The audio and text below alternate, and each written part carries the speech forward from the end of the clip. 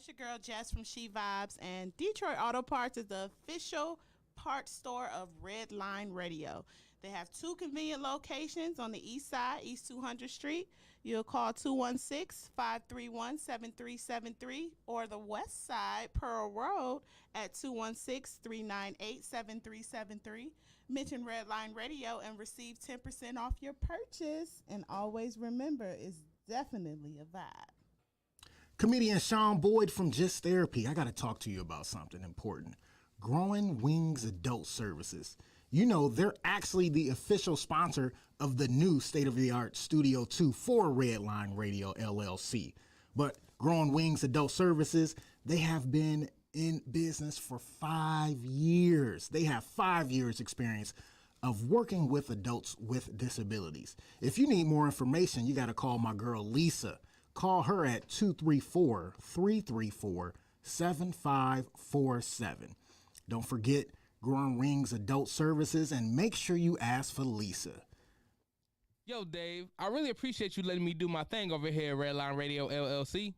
Tim, ain't no thing but a chicken wing. Hey, well, you know I love them chicken wings. I got a couple buddies that's trying to come on and do a podcast. You got anything for them? Heck yeah, we do. Just have them give me a call. Bet. I'll have them call 440-503-0828.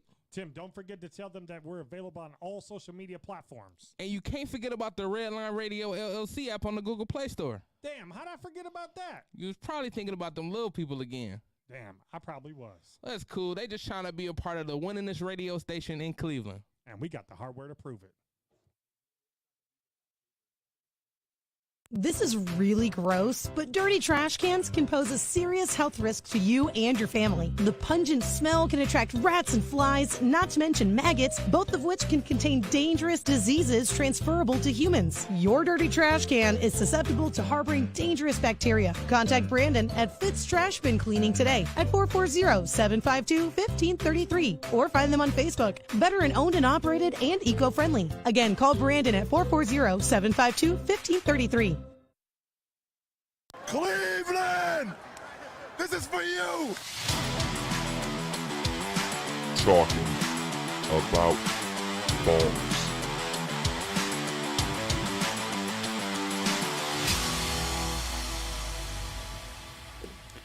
Ladies and gentlemen, welcome to Talking About Balls. I am Justin George, joined as always by Kyle Price and Tim Buck too. How are we, fellas? I'm hungover. It's Sunday. I don't know how to feel right now. I feel weird being in the studio. We're in uncharted territory right now. I haven't been here in about a week and a half, and when I was here, I've only been a guest on shows here. I've never hosted. I will say it's nice to see you across the table. It is. This is a different vibe. I kind of like this setup. I can actually see Tim. Like I don't have to look behind Kyle. And like this is weird. This is gonna throw me off. I don't have to like turn to the side all the time to get my best side of my face while we're talking. But I kind of like to looking at you. Welcome to my world, fellas. Yeah, this is interesting. I kind of like this setup. Yeah, this is good. We need to rearrange Studio 2 now. So for those of you that saw what we posted on Wednesday the other night, we had some technical difficulties at Studio 2, so we are here live from Studio 1 at Detroit Auto Parts, the official sponsor of Redline, the official parts store and sponsor of Redline Radio and home of the original Studio 1. Technically, if you say that, though, Dave gets offended and goes, well, we had a studio somewhere else first, so I've always heard him say that. Whenever anyone says, like, the original... I've heard him say that before. He's like, well, the original was actually over here. I've heard him debate that with somebody. What do I know? Yeah. I don't know. I'm not the Wikipedia page holder of Redline Radio, so I don't know the full history. But Detroit Auto Parts, they have two convenient locations, east side. Call 216-531-7373 or call west side 216-398-7373. Mention Redline Radio and receive 10% off your purchase. Man, you just jump right into the ad reads. I love it. I figure we're here in a new spot. I had to promote Detroit. It works. So it's Thursday. I bowl every Thursday, so I'm sitting next to our friend of the show, Chipper, and he had just won one of those like drawings on Facebook, and I'm like, oh, what'd you win? He goes, I won a diecast car. So I said, where do you get it from? He goes, from Pit Road Diecast. I was like, that's great, dude. Pit Road Diecast, if you collect cars, NASCARs, trucks, whatever, they specialize in all your current and past NASCAR diecast model kits. If you are interested, if you are into that type of thing, it's 216-355-2347. Mention Redline Radio sent you. You get 10% off your first purchase. They actually did a live there, 2 months ago? Yeah. So I know it's a drive from this area, but it's worth it. I guess it's a pretty big store. So yeah, it looked really nice in the video. I wasn't there, but I saw the live stream. Speaking of doing a live remote, Talking About Balls is back on the road. We are going to be 2 weeks. live from Lucy Shenanigans on February 8th, Wednesday night. We have decided, though, you've heard it here first. We haven't even told Tim this I haven't yet. told Tim yet. I wanted to make it a surprise on the air. We're only going to do 7 to 8. 7 to 8. We're not going to do 7 to 9 because I noticed last time I kind of looked in the crowd. 2 hours is a long time to keep people To interested. hear us talk, yeah, sure. Yeah, eventually people kind of sit there and they're like, all right, I want to talk to the person next to me. I want to check my phone, but I don't want to look rude. I noticed people were kind of fading out. So I think we're just going to do an hour. I think that's a good idea. I like that. Yeah, 7 to 8 to keep it nice and simple. It's the episode right before the Super Bowl. Yeah. We'll be able to do a little Super Bowl pregame shit. Have fun with everybody, do some trivia. What we can do, though, is in that the after hour, we won't be live, but that's when we can do trivia and interact with the crowd and do shit like that. So I think that'll be a fun time. That sounds excellent. Try to make it like a little party atmosphere. That's what So Talking About Balls does. Have some drinks, have some relax, have That's some it. food, and try that new menu. I guess they get a new menu. So Lucy's has changed their menu. They've gotten rid of the seafood. They are now known for tacos, pizza, things like that. Shenanigans. And other shenanigans, obviously. So come prepared for having a good time. Talking About Balls will be there again. That is February 8th, 7 to 8. They're located at 2218 Broadview Road, Cleveland, Ohio. Michelle and the staff at Lucy's are always committed to giving their guests the best experience. Join them every Friday for karaoke, of course, all your hometown sports games as well. Contact them today at 216-675-0013. So this snow melting, all this rain we're getting, my sub pump's starting to work overtime down in my basement. I noticed it last night, and I think I might need to replace it or add the battery backup just to make sure we're safe. But if I want to do that, the only place I would probably want to call is Smith's Drain Service LLC. They specialize in all of the main sewer lines, bathtubs, laundry lines, septic tanks, kitchen sink lines, floor drains, downspouts, and so much more, which I would assume includes replacement of sub pumps. They're family owned and operated. You can call Smith's Drain Service today at 440-242-8704. I officially lost the NFL picks, as everybody knows. So now we need to hear back from Dave, Riley, Lee, whoever wants to reach out, get in contact, whatever. We would be more than happy to do a remote from Tattoo Therapy, Inc. That is the official tattoo shop of Redline Radio. Riley Chase and the team are considered some of the most elite tattoo artists in Northeast Ohio. At Tattoo Therapy Inc., they customize every tattoo and they do it to fit each client's needs. They take the time to bring your idea to life with custom artists. They customize pictures from artists and put the client's needs first. They do free consultations to ensure that you are on the same page with your artist to get your desired result. They also have an art gallery, so if you're into art and buying prints and shit like that, they have that as well. Can never go wrong with a tattoo artist. They're very talented people. They can do it all. They can draw. They can paint. Art is just kind of their thing. You're welcome to give them a call for a consultation or just come in. They love walk-ins too. Give them a call, though, if you want. 440-747-7130, Greenbrier Shopping Center. I have come down to the final design for your tattoo, so I can't wait to this is surprise you with out that. of our hands. When you do when you lose a bet, it's out of your hands. Cannot wait. Just gotta hope for the best. We mentioned Studio 2 earlier because that's our home. But that Studio 2 is brought to you by the people over at Wiggins Construction and Home Improvement. They do bathrooms, kitchens, windows, doors, much more, including studios, residential or commercial. If you are interested or you have some repair you need done or some addition you need added, give Will a call today. It's 440-731-7654. Tell him that Team Redline sent you. As I said earlier, we are here live at Redline Radio Studio number 1, Detroit Auto Parts finest. The reason we're here, or we were here a couple weeks ago, I should say, is because of one, Grape. Oh, yeah? Who is in the comments right there. Shout out to Grape. Give it up for him. He's right now getting over to Studio 2 to set up for his documentary that he's filming. That dude just works nonstop. I don't know where he gets the energy, but yeah, I just want to sleep. I know, like I get tired every time I see him post shit. Like he's just he'll post something at 3 a.m, and I'm like, okay, maybe he's going to bed soon. And then I wake up and he's posting again before I'm even awake. I'm like, when the fuck does this guy sleep? It doesn't make any sense to me. But he's a vampire. He really is. I'm starting to feel that. He's the same size as Dracula, so I think he is Dracula. There's something to that. Conspiracy Carl. Next time we get on the show, I believe it. We're breaking that down with Grape. But shout out to Grape, and you can check him out Grapevine Friday nights from 6 to 8 here at Redline Radio Studio number 1.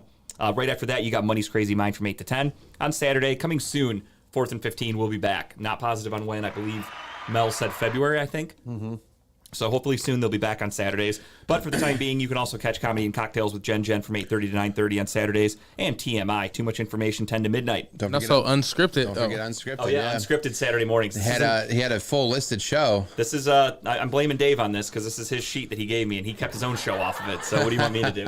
Oh, the board's behind me. I forgot about that. So let's go off of that. That's probably accurate. Well, actually, they forgot other ones, too. So you've got unscripted Saturday morning, which, yeah, there it is, 10 a.m. to 12. You've got TMI to end the night, 10 to midnight. Sundays, you get the Steel City running lates whenever they feel like working, 10 to noon. Starting in like September, they need 8 months off or whatever the fuck. I don't get it. It's like the snowbirds who go to Florida. They take off like 7 months. Yeah, I don't understand it, but more power to them. Those old guys need to sleep in. Then at night, you got Medium Ratchet from 6 to 8. Mondays, you've got Just Therapy with Sean Boyd. You've got Tim Buck. Tuesdays, ladies and gentlemen, Tuesday nights. One of the best nights of the week at Redline, I think, because not only does Tim Buck Tuesday come on and just talk that shit, and I love every minute of it, you've got Gary Wenner spinning the hits. Spinning that shit, too. Talking shit and spinning hits on Redline Radio every Tuesday night. I love it. And you've got Broad Street South coming back soon. Wednesdays, of course, you've got Talking About Balls, but starting this Wednesday, I think is the first, you've got Cleveland's Finest. Yes. From 4 to 6. Yeah, 4 to 6 from Studio 2. Cleveland's Finest debuts with Redline Radio, so check them out, show them some love, tell them Talking About Balls sent you.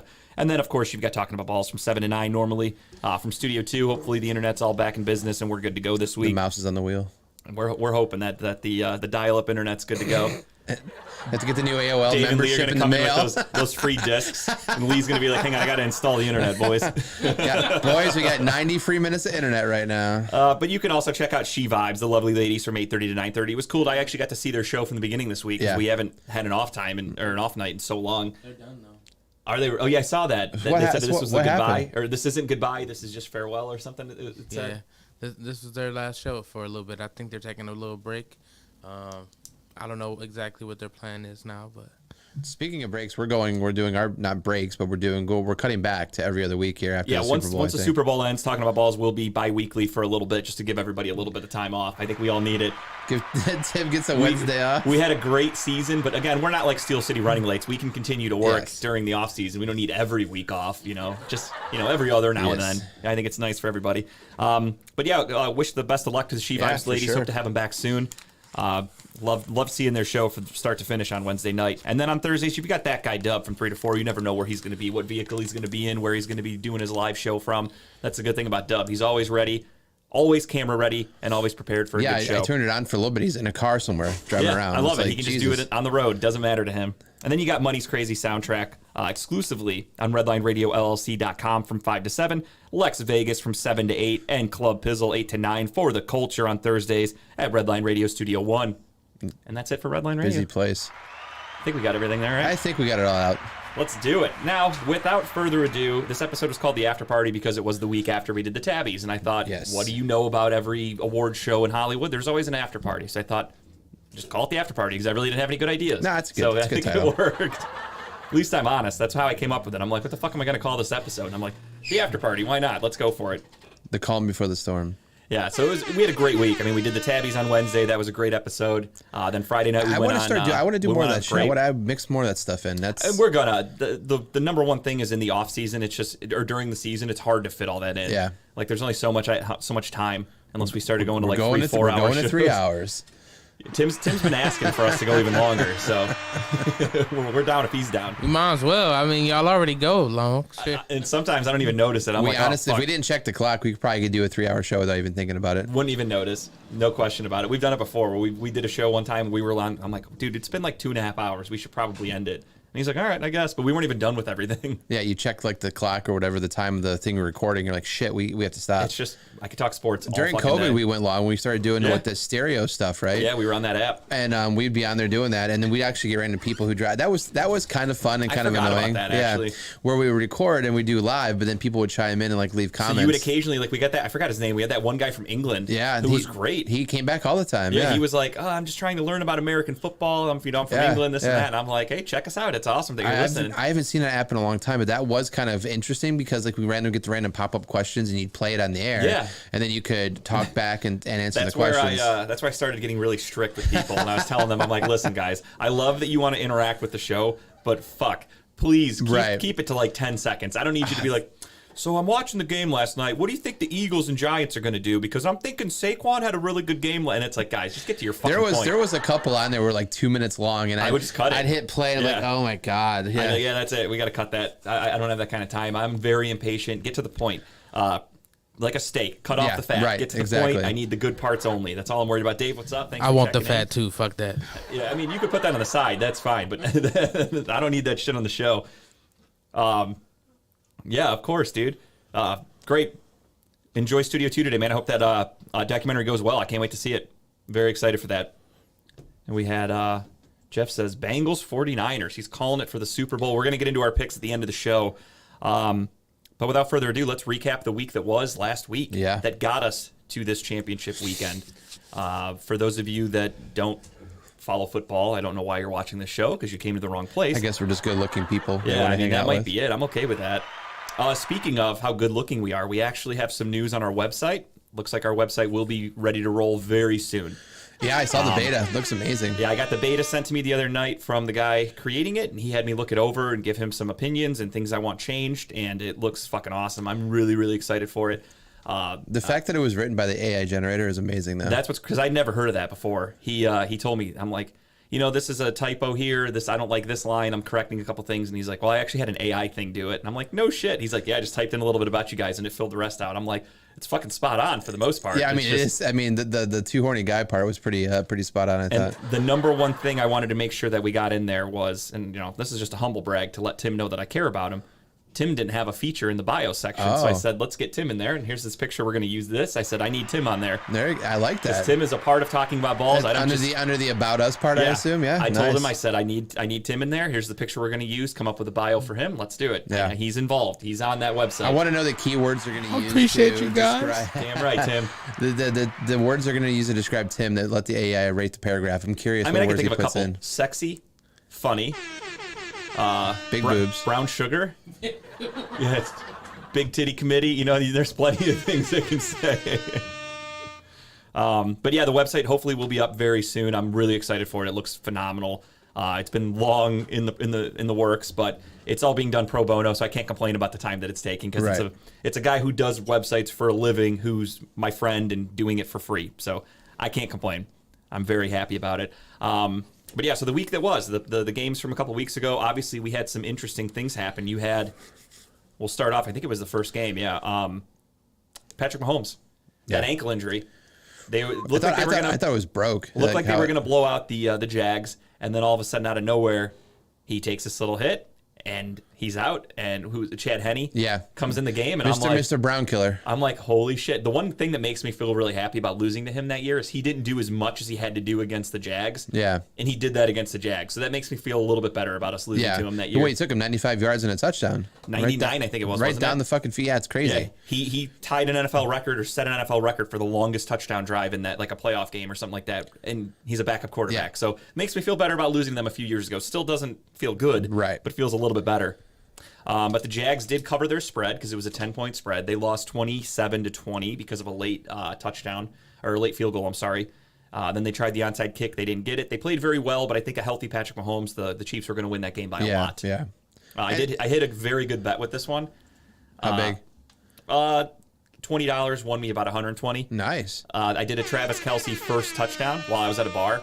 I used the app. I wanted to fuck around, and I'm like, I'm feeling Kelce, so let's $20. Let's go for it. Sure shit. First touchdown of the game, Travis Kelce. Wow. So I was really happy about that. That was a big bet last week for a lot of people. Was the first touchdown for? Yeah, I saw that one guy hit for 75,000 or whatever. Yeah. So fucking crazy. We'll talk about some gambling right now. Let's just do it. I love it. Let's get into it. And I think gambling might be a bigger part of our show for going forward. I hope so. Because it's legal in Ohio, we might as well talk about it. Give you guys some of our picks because why not? Again. Preface it all with disclaimer. Gamble responsibly. We are not professionals. These are just our opinions. I personally have won good money this week. Yeah. Kyle is doing the $10 into 5,000 or whatever 10, it's called. 10 into 10. The 10-day challenge. So me personally, I've been following a guy on Twitter who, if you guys want to know who it is, reach out to me personally. I don't remember his name off the top of my head. I'll have to find it. But there's a guy who does all the research. He does all the data, Excel spreadsheets, everything. And what he does is he'll show the overs and unders for players with a 70% or better odds of hitting. So he will do a full spreadsheet of like NBA games, and he'll tell you in the last 10 games, Anthony Davis has scored over whatever points 70% of the time. So you look at that and you go, okay, so the odds are there that he's going to do it again. And then I make a bunch of parlays. And I did that on Monday night. I did one with like 10 different picks. And it was a $10 bet, and it won me like $100 and something. And then last night I did one with the Lakers game. I did the same thing. I did $10, won me like $100. So I'm raking in some good cash doing this. Is it Sal Vetri person or no? No, I don't know who that is. Okay, that's the person I follow on Twitter. No, this guy's like, I forgot his name. It's like at Brown Bets, something like that. He's not Browns. I think his last name's Brown. So it's like Brown Bets something. I forgot the full name. Interesting. But every day he posts the spreadsheets, and every day he does like his quote unquote locks of the night. And so far this week, he's like 6 out of 7 with his locks. So his picks are pretty good. His stats back everything up. You can take alternates. It's really it's boring. I won't spend too much time talking about it right now, but the guy I spent a lot of time doing it. The guy who I followed breaks it down kind of like that too, and it started to like kind of train me to go back and look at play, especially NBA. I mean, I've had such great luck with NBA bets. Yeah. Football is hit or miss. I've won money off football, but it's hit or miss. But the NBA, at least I'm going back and checking their last 10 games, you know, the rebounds or assists, and because you can bet those, you know, is he going to hit 20 points, 10 points, 5 points? And if you build enough to them together, you get to a nice profit and you bet minimal and you win. You know, you build up enough small bets, you got a pretty good bankroll going on, you know? So I'll tell you one that I did the other night that, it was a fucking heartbreaking night for me, if I'm being honest. I went over on all my picks. Okay. All my personal picks, I should say, because I also made bets on Tara's, and Tara's hit, go figure. Well, that's your money too, right? No. I had her put her own money in the account. I told her I want a cut of it, and she won't give it to me, that bitch. But so Friday night, I did a 14-leg parlay. Nice. Okay? And it was $10 to win 100-something. I hit 13 out of 14. The one that didn't hit was probably what I thought would have been the easiest one. I had Bam Adebayo to go over 7.5 rebounds. Yeah. Dude's 7 foot tall. He averages like 12 rebounds a game. So I put him at the alternate of 7.5. I'm like, no question he hits that. He got 6. So I missed that one by fucking 2 rebounds. And then the other one I did, this was a big money one. This was a $10 bet that would have won me over 300 something. And it was a 15-legger. I went 13-2. And the 2 misses were Karis LeVert needed to hit 1 3-pointer, and he shot like 0 for 8 against the fucking Thunder that night. That was a killer. You should start doing those round robin bets where you can afford to lose 1 or 2 of those legs. Was that how that works? Yeah, I've never actually done it. So if you do a round robin bet, so let's say you do like a 8-game, 9-game parlay, you'll start seeing options of like a two-way round robin, 3, 4, whatever. What it's basically saying is that if you're doing like 5 games, you can do like a three or 4 thing round robin, and you can afford to lose 1 of those. Okay. It cuts your money down a little bit, but it doesn't mean you won't lose the whole thing. Yeah, I'm okay with that. Like I said, I did a $10 bet, was supposed to win. The other one I missed was Jordan Poole. I had Jordan Poole at 3.5 plus rebounds. He only had 2. So if I had a round robin going, then I won 13 out of 15. That's what I'm saying. Try it out with something small. If I win small, 200 instead of 300 something, I'm okay with that. Yeah, so I think on FanDuel, because I've been using FanDuel more than anything, I believe. do too. But it has like a little exclamation point next to it around robin, so it explains it to you in detail. But that's basically what it is. It's allowing you to lose one of those parlays, that's huge. I can use you can that. still keep your winnings, at least keep a profit. No, I mean, I've had a good week too. I mean, that 1 week, like you said, I'm on day 6 right now of the challenge. Mm-hmm. So I'm up to betting 320 to win 640. I'm going to not bet today though.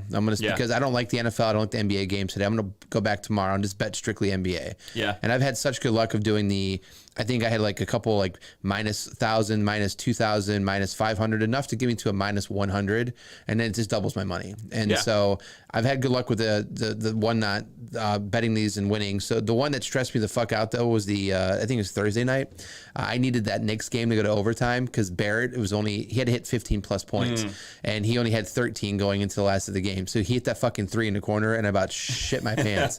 But that was I've never cared so much about some of these games. No, that's the fun thing about it too, is it's like, don't get me wrong, obviously I do a sports podcast. All I do is talk about sports. Sure. I love sports. But this is giving me a whole new love for sports because I'm learning about players that I didn't really know about. Right. It's reintroducing me to the NBA because I like the NBA, don't get me wrong, but the regular season can be a little long and boring. This keeps my interest now. And now I'm catching myself watching games that I would never watch. There's players who are like, you go and you see these over-under bets, right? And there's like players I've never heard of. I've heard of them maybe, but not like crazy. Right. There's like their overs like 32. I'm like, how the fuck is this guy that good? So then like you dig into like... And then you start learning wow, the one that plays for Houston, the one that plays for Houston, the white dude who plays for Houston, he's a foreigner, but I'm forgetting the name now.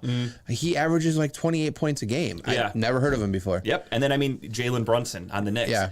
He's an okay player when he was with Dallas, and now all of a sudden he's with the Knicks. He's averaging over like 25 points a game. Yeah. Like, they're killing it. Yeah. So that's why I agree with you. It really pulls you back into the regular season. It's fun. And that's why I decided to stop doing...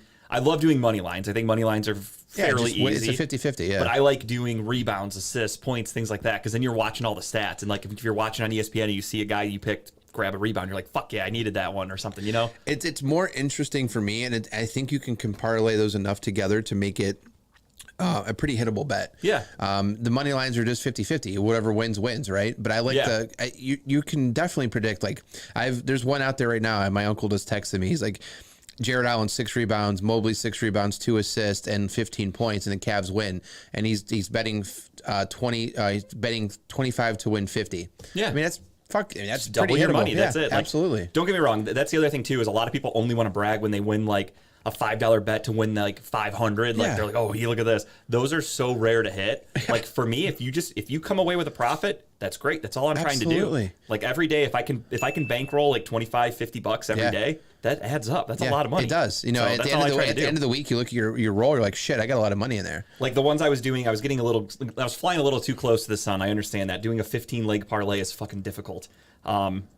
So when you go 14-1 or whatever, I'm like, fuck, I lost by 1. I'm like, I need to stop doing so many. Yes, it betters my odds, but if I did a 10-leg parlay, I probably would have hit it. Yeah, I gotta stop being greedy. I lost a 12-leg parlay yesterday in college basketball. I only lost one fucking team. I That's won all it takes. 11-1. It's killer. I don't fuck with college basketball anymore. But I did it because I wanted to kill the rest of the money in my Barstool account. I had like $31 in there, so I was betting 31 to win 190. Yeah, it's worth it at that point. Absolutely. So I'm like, fuck it. I just want to either I win, I have it, cool. If not, then it's gone. I can close this account and just delete it, right? Because I don't like using that app. But yeah, one fucking team that was the underdog by -14 won the fucking game. Sure. Fucking dicks. So with that being said, as I said, we wanted to introduce sports betting and everything in the future. Obviously, it's the end of the season right now, which is the bummer. So there's not a lot to go off of for NFL, at least. Make it as our own segment. Yeah. But I am giving my lock of the week, what I think is going to be a lock. Okay. A lock of the day, if you want to call it. And this is one that DraftKings is actually doing as a bonus for everybody. It's a super boost. It is Travis Kelce and Jamar Chase, 50-plus receiving yards each, and Joe Burrow over 200 passing yards. I think that's a fucking lock. They have it at plus 100, so you literally double your money, and you're only allowed to make a $50 bet on it. So it's a max of 50. But either way, whatever you want to throw on it, I think that's a lock. I think both of those guys are going to get those numbers easily, or all three of them, I should say. And which one is this one? The plus 200 one? No, it's a super boost, plus 100. The Joe Burrow to have 200 yards? And Chase and Kelce with 50 each. Nice. So it's all three of those things have to happen, plus 100. So again, $50 turns into $50 back. So you know 50 into 100, you double your money. I think that one's a lock. I think I'm going to go for that one for sure. I really like it. So that's my lock of the week. I don't know if you have any you've been eyeballing. I don't have anything that's like a lock for me right now, but I didn't see the super boost until you just mentioned it. So, but I mean, there's the one. You got till 6:30 to do it. I mean, however, that one at the top, that plus 400 one now is the Bengals to win. Joe Burrow to 2 touchdowns and Mixon to have 60+ rushing yards.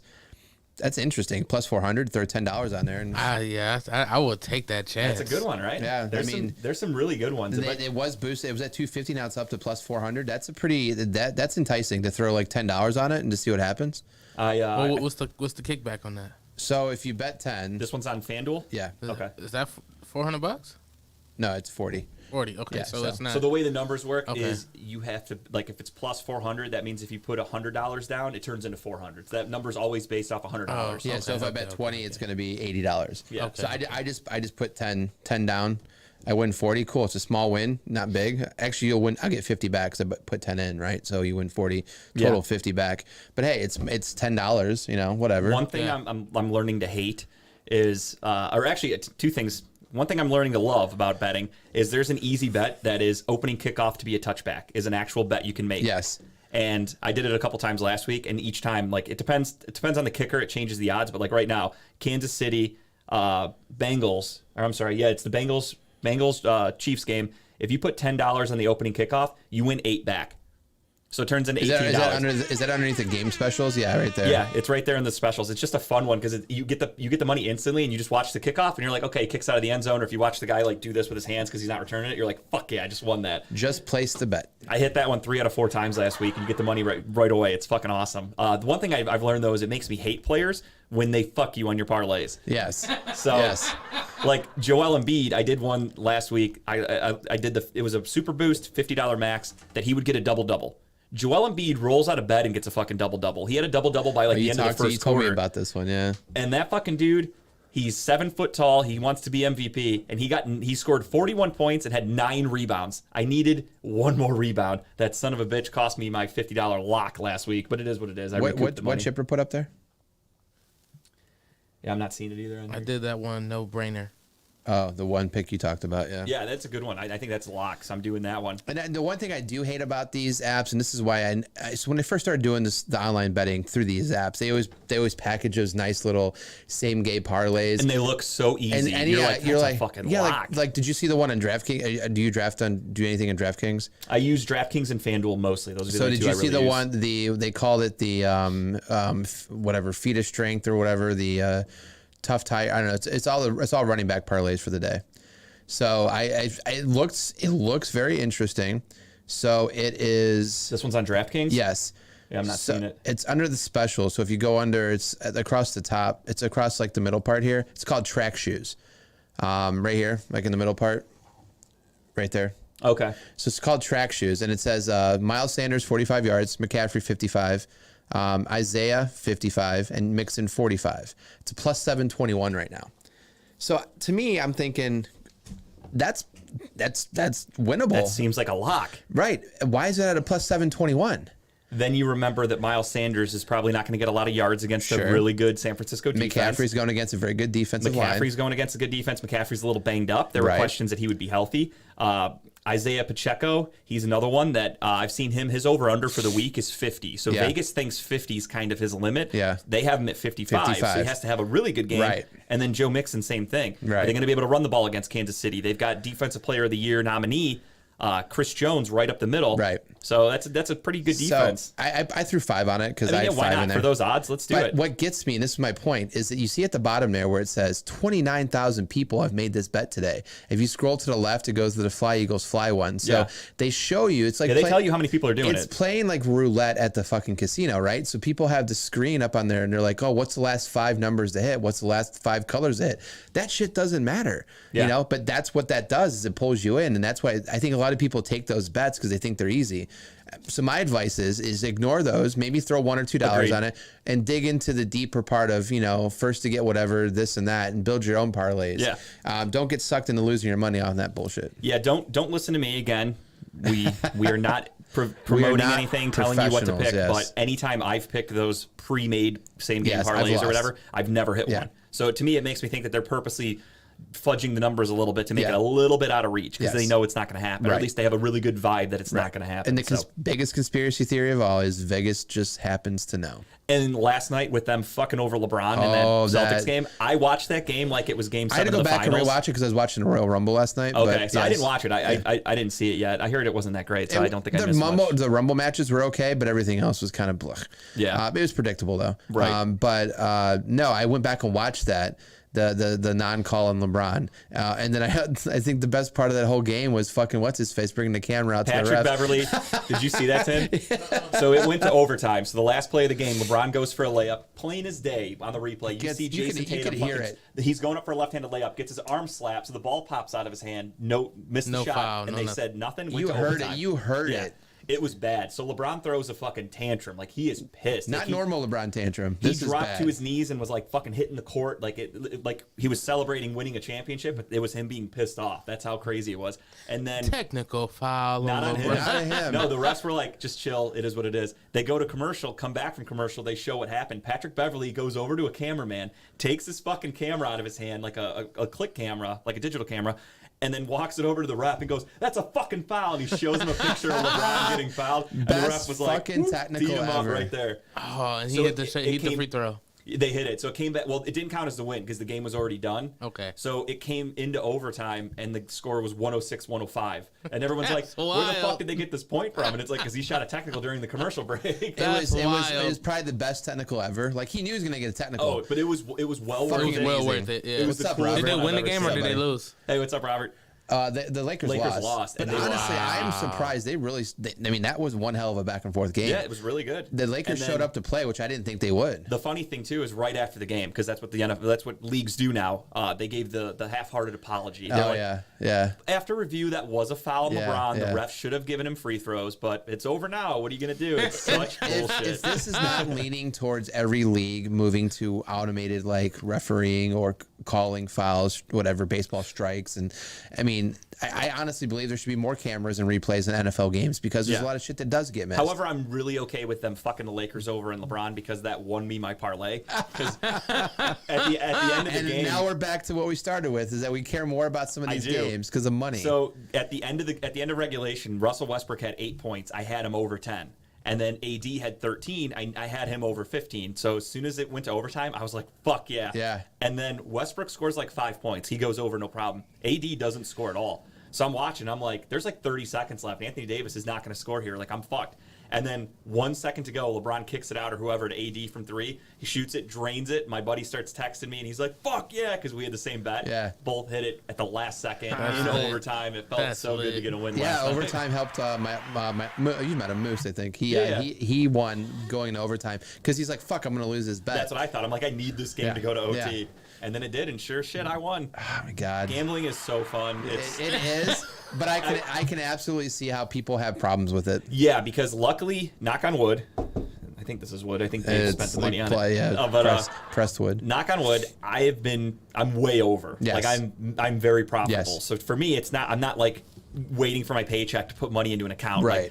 Like, I keep $50 in each of the 2 accounts that I use. Yep. As soon as I win, it goes over. I cash it out down to 50. I just consistently keep the 50 in there. So I'm not spending my own money. I'm very profitable. Other people, I'm sure, are not having as good of luck, and I feel bad for them. And that's when you call 1-800-GAMBLING or whatever the fuck the number is. I think my total wins right now is I think it's 1,400 I've taken out. Yeah. I'm profits, and I keep money in the accounts, and when I get, like at the end of this whatever challenge, it is what it is. If I win, cool. That money will be pulled out and thrown into a savings account. If I lose it, it is what it is. It was all profit bets. That's what I try to tell Tara, because she's always like, you gamble way too much. And I'm like, Tara, it's not technically my money. Like I'm not spending my own money on these. I took all the free bets, accumulated cash, left the cash in there, and then I'm putting it into my bank. So I'm like, this is all profit. Yes. I'm and not that's spending the my own one money. thing where people differ sometimes. You just have that mental mindset that it's just profit. Yes, it would be great for me to win 10,000 or 5,000, whatever. Yep. But I'm going to, if I see an easy winnable bet, I'm going to throw the money on it. Yeah. And again, to me, it's just, hey, this is a profit. This isn't even my money right now. It's just sitting in purgatory in an app. Yeah. You know, I made the money in the app. It still sits there. I'm just going to throw it out there again. So to me, it's just a number. On Friday night, I lost my ass. I went 0 for. I went like 0 for 5 on all my picks. My FanDuel account was down to like $10 because of that. Because I spent, I think, $40 total in bets.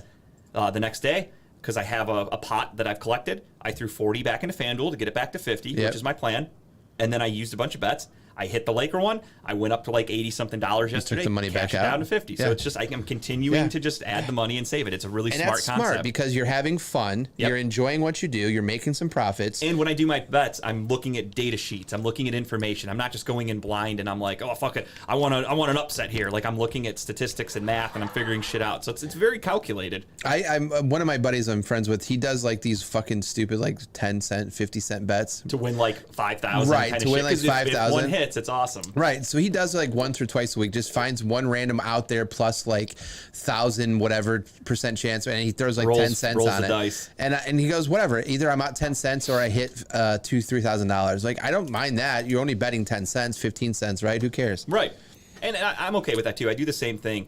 Like the other night, none of them hit, but I was like, fuck it, I'm bored. $5. I did a 3-leg parlay of first basket scores because I Googled who scores the most first baskets in the NBA. And I looked at guys' percentages. They were all playing. And I go, okay, this guy scores 48% of his team's first baskets. Let's go him. Let's go him. Let's go him. I did it. $5 to win like 3,000 or something like that. It lost, but it's a gamble. But you were betting on the favorites. Odds. Yeah, I played the odds. And that exactly is what gambling is. 100%. I think, if I'm not mistaken, Robert, I don't know if you're still in the chat, but didn't you win $400 last night off of Homa, which is golf, by the way? He said something I can't read. He won. He had the Lakers plus 7.5. Oh, nice. He won that bet last night. Yeah. But I think he won the Homa bet, which is golf, to win it, and he did win it yesterday. So $400 Robert won. Yeah, he did. No shit. Yeah, so he picked the winner when he was actually out of the top 10. Yeah, what was it? Sam Riker or something? Ryder was in first place for a while. Yeah, so he bet Homa, and Homa came back and won. He won $400. I only know this because my cousin's boyfriend is a degenerate. Yeah. And he texts me all of his picks, and he texts me that one. He's like, I don't know who the fuck this guy is, but he's up by 4 strokes, and he's plus something right now. So he's like, I threw $20 on him. Yeah. And then when I went back and looked, he ended up fucking losing. So I texted him back, and I'm like, you should stop betting on golf if you don't know who the hell you're talking about. But yeah, so back to last week, back to the divisional playoff round. But I like that though. We should, and going forward, maybe next season, for sure. I want to talk about picks. We'll do sure. a bet segment or something. Absolutely. Again, it kind of stinks. That's why I gave you guys my quick, easy lock of the day because I didn't have anything prepared, and we're down to 4 teams left in the NFL, so it kind of makes it hard to do locks. Right. But yeah, so the Chiefs come out ahead, 27-20 over the Jags. The Eagles blow the Giants the fuck out. A lot of people thought that game would be a little bit closer, but 38-7, Philadelphia wins. The Giants never stood a chance. No. And then on Sunday, speaking of teams that didn't have a chance, the Bengals blew the fucking doors off the Bills. Everybody and their brother kind of had the Bills because they were like, they're riding high, emotional. Last time these teams played, obviously the DeMar Hamlin injury happened, and we have some DeMar Hamlin stuff to talk about too. Do. Kyle was prepared about. Unfortunately, some of what he wanted to talk about has been myth busted. But yeah, what we wanted to talk about was just the fact that it was so big. Yeah. Obviously, it's busted now. He came out and did an interview, but we'll get into it in a second. That's fine. Yeah. So the Bills get blown out by the Bengals, 27-10. Ugly game in the snow. What do you think about the Diggs thing? He's been kind of vocal about his not very pleasant and happy with what's going on. And let me ask you a question: is Josh Allen overrated? No, I don't think so. I think Buffalo really needs to just work on how to make their team. So obviously injuries in the secondary were killer for them. All their safeties were hurt. Then they lose DeMar Hamlin. They're down to like 3rd, 4th string safety. So their secondary was banged up. Losing Von Miller, huge. They had no pressure to get to Burrow last week. That was a killer. That's the number one thing. Burrow is out there with backup offensive linemen. I think the Chiefs are really going to take advantage of that. Chiefs, again, they have Chris Jones.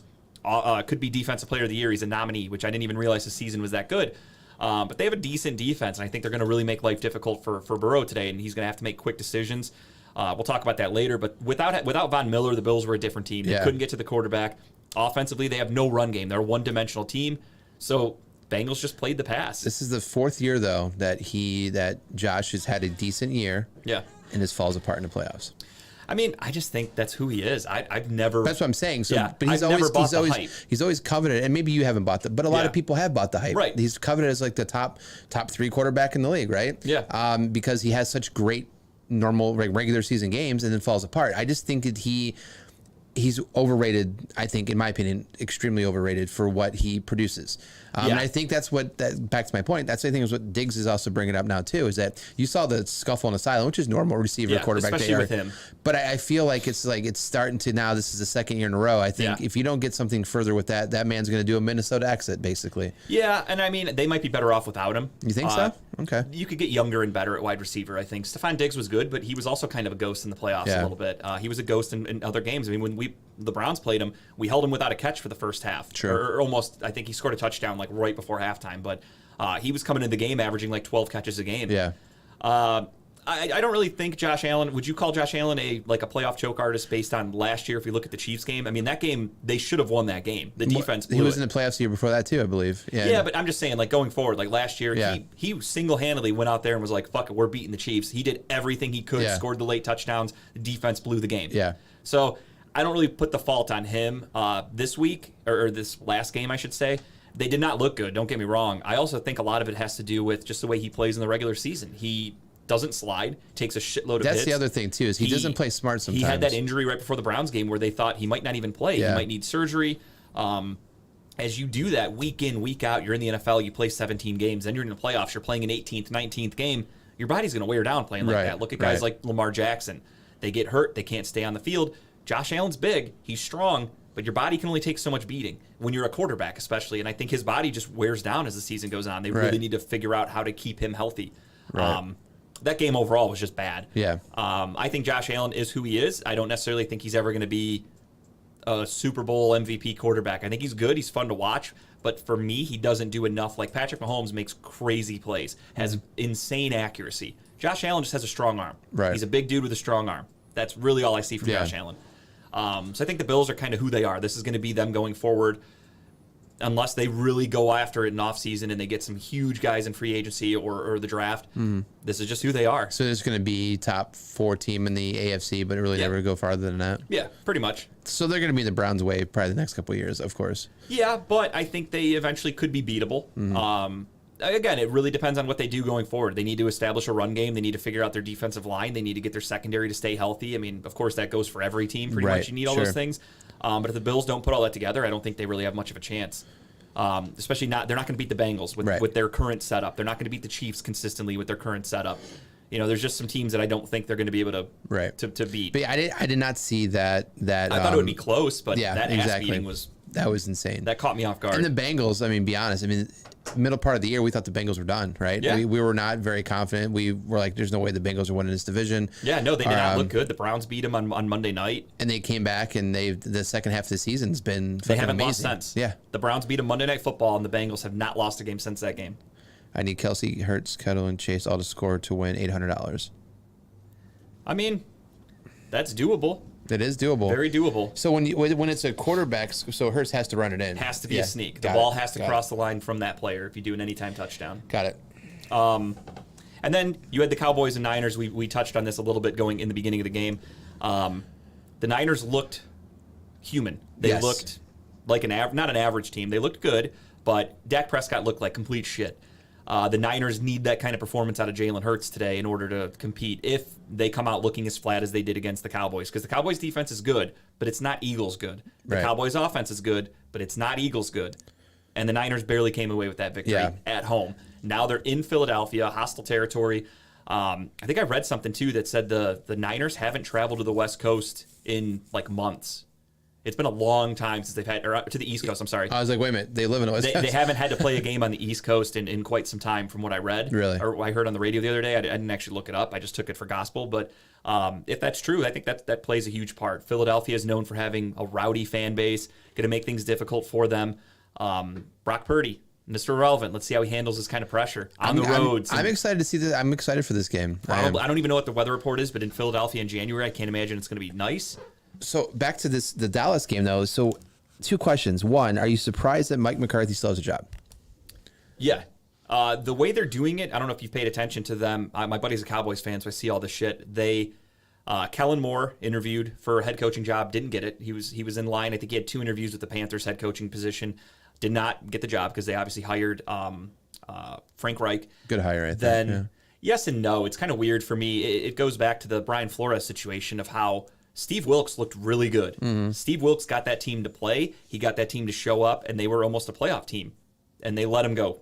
Yeah. Another black guy not getting a chance. They hire a guy who got fired because he couldn't get his team to play for him in Indianapolis. So it's just a weird thing. How do you keep doing this in the NFL? How do you take this African-American coach who's doing a great job, and you go, now we're going to take this guy who just keeps getting fired because, he's okay, but we're going to hire him instead of you, even though you showed that you actually have what it takes. Is Steve Wilkes interviewing for a coach job somewhere else or not? Not that I know of. All I saw was he was in line because Arizona's open still, right? Arizona. Yeah, there's a few that are still open. Indy's still open, right?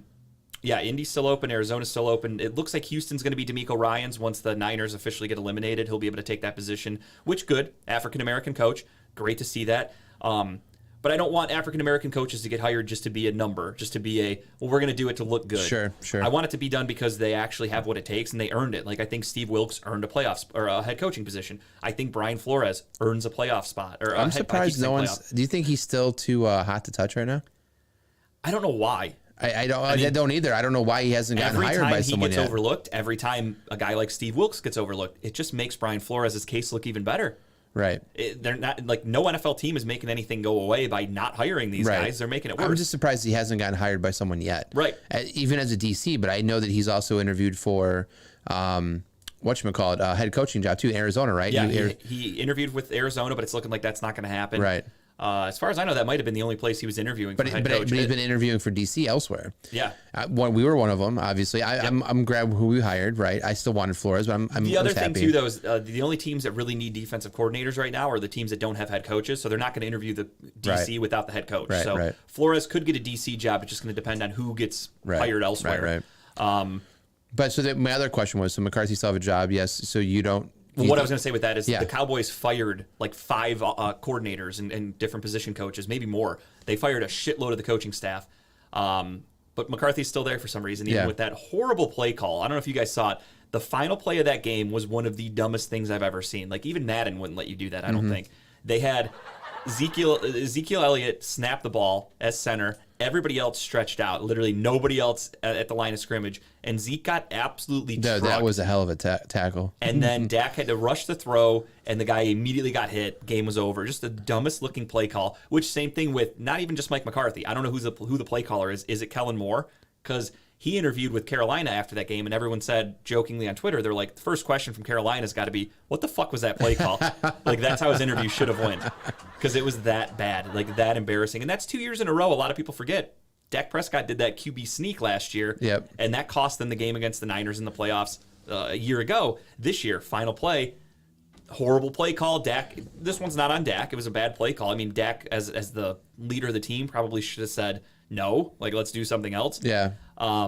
But again, ugly last play of the game for Dallas 2 years in a row, I do think should make Mike McCarthy's seat a little hotter. That leads my other question is about Dak is why? I mean, I think Dak stinks. but so are they going to still ride with him next year? I mean, they're kind of forced to. They're going to have to figure contract. They have no money. They're going to have to restructure people, trade people. Like, I think Zeke's probably going to get released because he's going to have to be a cap casualty. They just can't afford him.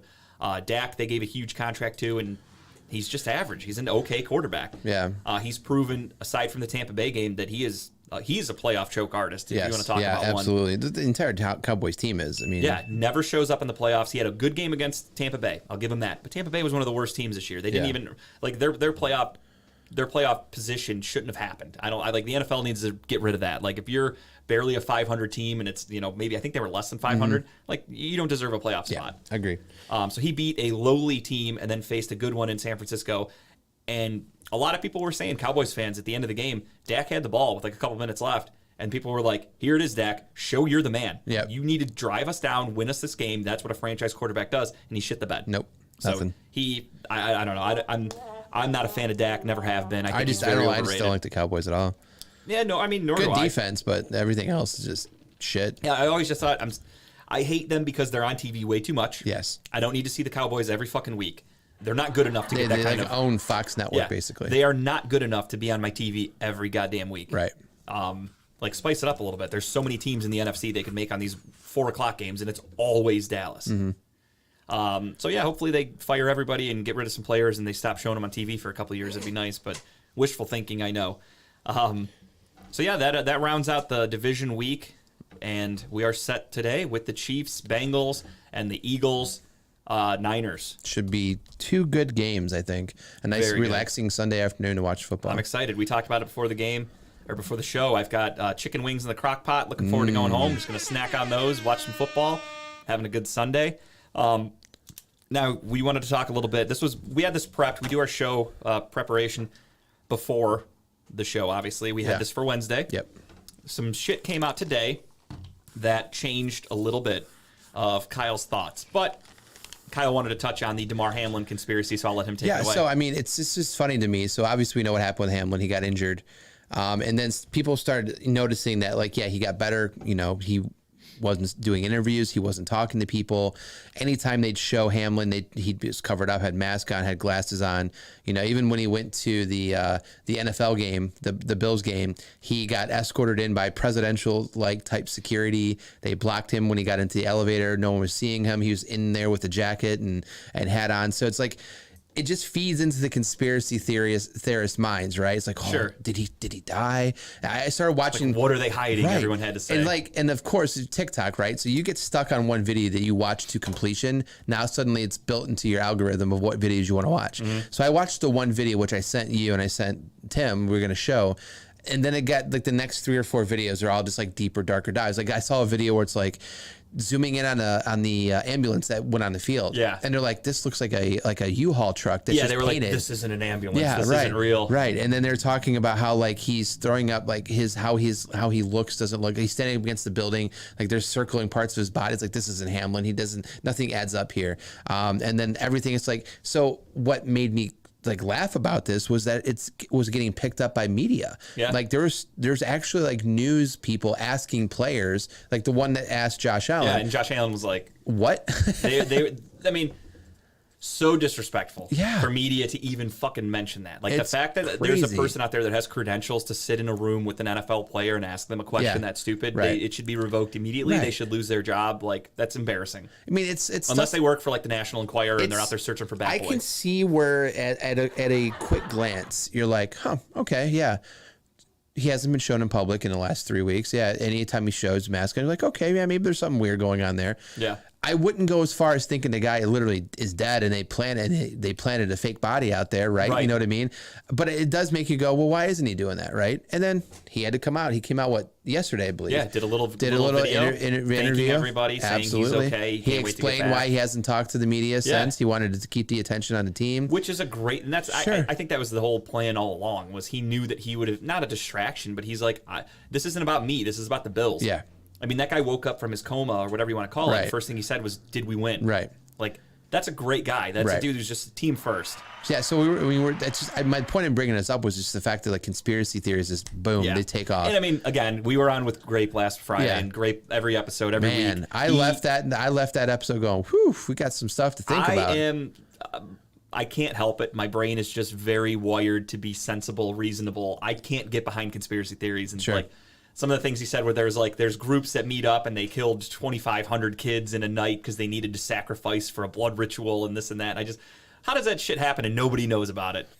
Right. And like there's no proof of it. There's like somebody on the internet that you've never heard of writes up an article saying, oh yeah, Hillary was there doing this. Right. Like I can't get behind kind of shit like that. Right. The DeMar Hamlin thing, same thing. Yeah. I'm listening to it and I'm like, okay, everyone thinks he's dead because he doesn't want to talk right now. Right. Like could be a plethora of reasons. He could have something fucked up because he had a bunch of tubes down his throat. Maybe he can't talk Mm-hmm. right now. He doesn't want the team to get distracted. He's not trying to make this about him, but people just have to try to buy into things. They Right. have to look at things and go, well, it's fishy because of this. And Yeah. now I think it's because of that. Like, it's just weird that people try so power- hard to like put power of things the together. internet, my friend. Power of Yeah. the internet, and that's one question I was talking to two buddies of mine. We were doing golf yesterday morning.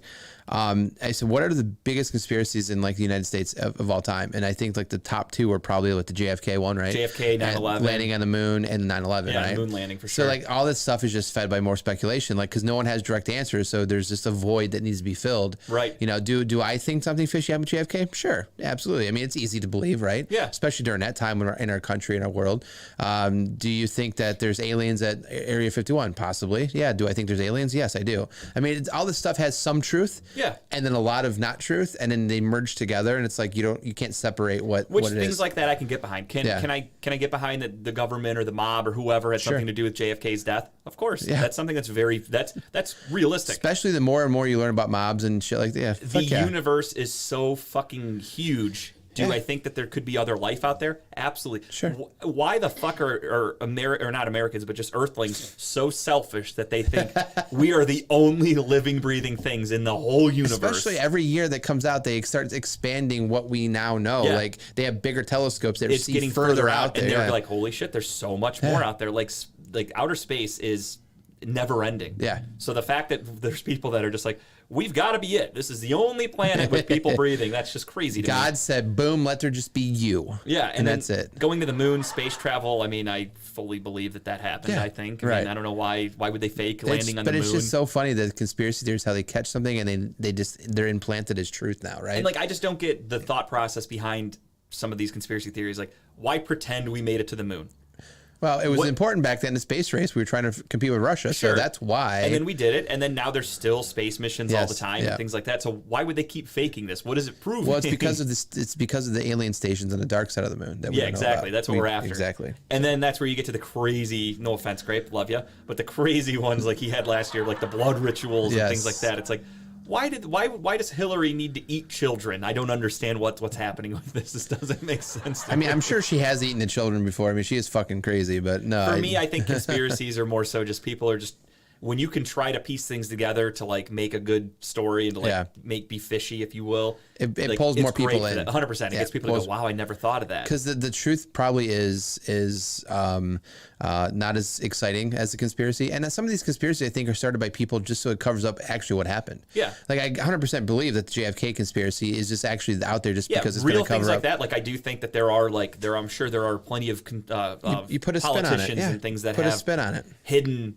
important information and alter things Yeah. to benefit them, which I'm sure that's going to happen. People are shady. Yeah. That's not a conspiracy theory. No. That's just people are. Yeah. That's human nature. Everyone will do whatever they can to cover their own ass. Most Sure. people will. But yeah, like the crazy ones of like, oh yeah, they sacrifice children and they need blood rituals and this and that. Whatever the part of the blood he was Okay. talking about. I was trying to think what it was. Yeah. No one's ever seen it or done Yeah. anything like that. It's like, okay, I can't get behind those. Those are a little too far fetched for The me. dome that covers our world. And then same thing with like the DeMar Hamlin thing. He is a player that most people, even most casual NFL fans, never heard of. Right. You really think the NFL is going to make a doppelganger, like a fake clone of him doing, like, really, of all the people, you really think that's going to happen? I mean, of all the leagues to do it, the NFL would have the power to do it. Why would though. the NFL pretend that, if he died, why would the NFL pretend that he's alive Well, showing he up at the game? technically did die. Right, but people are saying that he's really dead and Yeah. this is a duplicate Right. or a clone. Why not just say he's still in the hospital? Right. We don't have any updates. That's all you need to do. Right. Instead, they're like, oh, he's here at the game. He's up and walking. People are like, that's fake. Yeah. Like, why would the NFL fake that? If he really a plant. died, He's a plant. it's just crazy. People But yeah, are no, fucking nuts. that. So luckily, I've gotten that algorithm off my TikTok now, so I'm not watching those videos anymore. But Yeah, it's funny. wild. It's funny watching that interview today, and like in the comments, everyone's like, "All right, tag your local conspiracy theorist. Tag Yeah, I him. love Here that. it is." Like, and even then, the conspiracy theorists don't believe that. Right. When you show a video where DeMar Hamlin's talking, he's alive, he's well, they'll still go, oh, that's fake. That's Photoshop. That's actually his I'm cousin. 100% waiting for someone to stitch that video and be like, "All right, so here's why it's not him." The deep fake. They Yeah. altered it. It's just people will just find anything Yeah. to disbelieve things. So it is what it is. I just laugh and I go, okay, you're into conspiracies. It is what it is. Congratulations. One thing that's not a conspiracy, that is the Cavs suck ass on the road. And even at home, not that great so far. Obviously, this episode was supposed to be on Wednesday, so we don't even have the game from. They got embarrassed by the Thunder the other night. They also, a week before, looked like complete shit against the Golden State Warriors backups. The Golden State Warriors did not play Draymond, Thompson, or Curry, and the Cavaliers got their asses handed to them. Just embarrassing. JB Bickerstaff's got to get his shit together. They go on the road the other night against the Knicks. They lose that one. They went blown out by the Golden State backups. Talk about a Vegas deep take there. So they sit their starters. The line drops. Crazy, like a 10 Everyone points. jumps on the Cavs, right? Yep. They start throwing money at the Cavs. Now all of a sudden, everyone fucking loses. And then everyone loses. And Vegas is laughing on their way to the bank right now. That was the night that we were on Grapevine. So after Grapevine, Kyle and I and our wives, we went to a bar. And that was the first bar I'd been to that does the live betting. So I'm like, fuck it, I'll throw some money down. So I took the Cavs at halftime. I did $10, would have won me 15. I'm like, whatever. I think it was the Cavs had just lost the lead at halftime, but it was still a close game. So I'm like, I think the Cavs will come back and win against their backups. Cavs got their asses kicked. It is what it is. I lost $10. I only wanted to bet for fun. It was I just wanted horrible. to try it. But how fucking embarrassing was that? It was horrible. They hit every shot. They weren't missing. These are players that are secondary. And even when they are playing during normal games, coming off the bench, they're not that good. No, and that's a bugaboo for the Cavs this season is their perimeter defense has been really bad. And it's really coming to head right now because there are teams that just shoot the lights out against us. And we're supposed to be this dominant defensive team, which we are, but in the paint only because we have Jared Allen and Evan Mobley. If I'm not mistaken, Evan Mobley is grading out as like the top defensive player in the NBA right now. He's on fire this last month and a half. He's killing it. He's turning into a hell of a player, and I love to see the progress. Which that's funny that like I'm not going to compare them to Browns fans that are outrageously stupid, but there are some sports fans out there that they expect everybody to progress at the same pace. Right. So they think this is Evan Mobley's second year. He should be great by now because somebody else was great in their second year. Right. Like, people need to realize everyone, a lot of comparisons to Kevin Garnett. They're trying to like throw him in that same shoe. He'll never be that same player offensively. He's going to be a defensive dominant guy where points are going to be at a premium. He's 10, 11 points a game. Yeah, if he averages 10 to 15 points a game, that's great, but he's going to get you 10 rebounds. He's going to get you 4 blocks. Like, those are huge numbers. He's going to get you a couple assists because he's pretty good addition to ball, too. Passer. But the points, hit or miss. He'll have a 25-point game, and then he's going to have a 10-point Yeah, game. he had a 35 one 2 weeks ago. 38 career high for him. yeah. Real quick before we forget, I want to say Justin has paid up on one of his bets. Oh yeah, While we were at the on Wednesday, bar. we'll play the video on Wednesday when we're back. In Yeah, studio but too. we were at the bar we forgot went about to that. after Grape. We were conned into doing some karaoke. So I'll tell you the story, Tim. I don't think we had talked about it yet.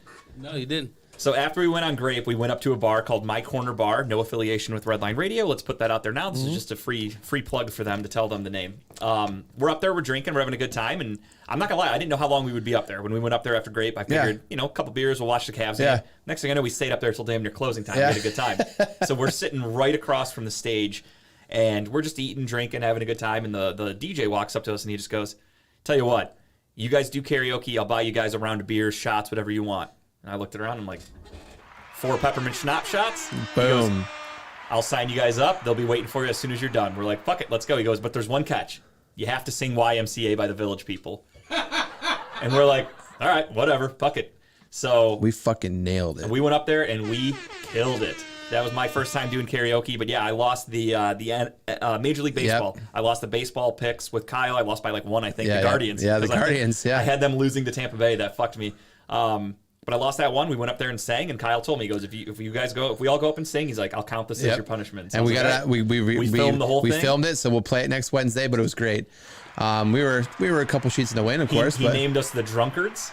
Because there's a screen that tells you who's going to go up and like perform next. So it'll say like, Jim and Tom and this and that, and he put the Drunkards, YMCA, Village People. I'm like, that's us. We're up next, guys. Was there not a lot of people singing? oh, there were. Dude, it was nonstop. Dude, I will say for entertainment value, we were like one of the last ones to when go you up. see the video, Tim, you'll understand because there was a guy there who must be a regular, the sax man. Oh, the sax man. So there's a dude who literally showed up, walks into the bar with a saxophone attached to him. He had the neck strap, everything. And we're like, what the fuck? And when people are up there singing karaoke, he just walks up to the stage and just starts fucking playing the saxophone. He did 1 or 2 songs himself. And It was everyone just- loved it. It was so fun. Like, it was actually a really good time. like they had like a band up there. Like he was the saxophone part, where the lady was singing, and he was playing like the He's background playing music and backup. stuff. There were the DJ and another guy would like duet together. Yeah, and yeah. They were actually really good. Yeah, Like, they were really It was a good. fun time. I'm not gonna lie. I had a good Might time. have to up check there. it out next Dude, Friday. we was a were really pretty. good We were time. very entertained because we were, like you said, we would stay there for a beer or two, watch the But game. I was like, I'd look at the screen and I'm like, oh, this guy's about to sing Elvis. Like, I kind of want to stay and Yeah. watch that. And then the next thing you know, that's when the guy came over. He's like, you guys want to sing? You have to sing Yeah. Village People, but I'll buy you shots. We're like,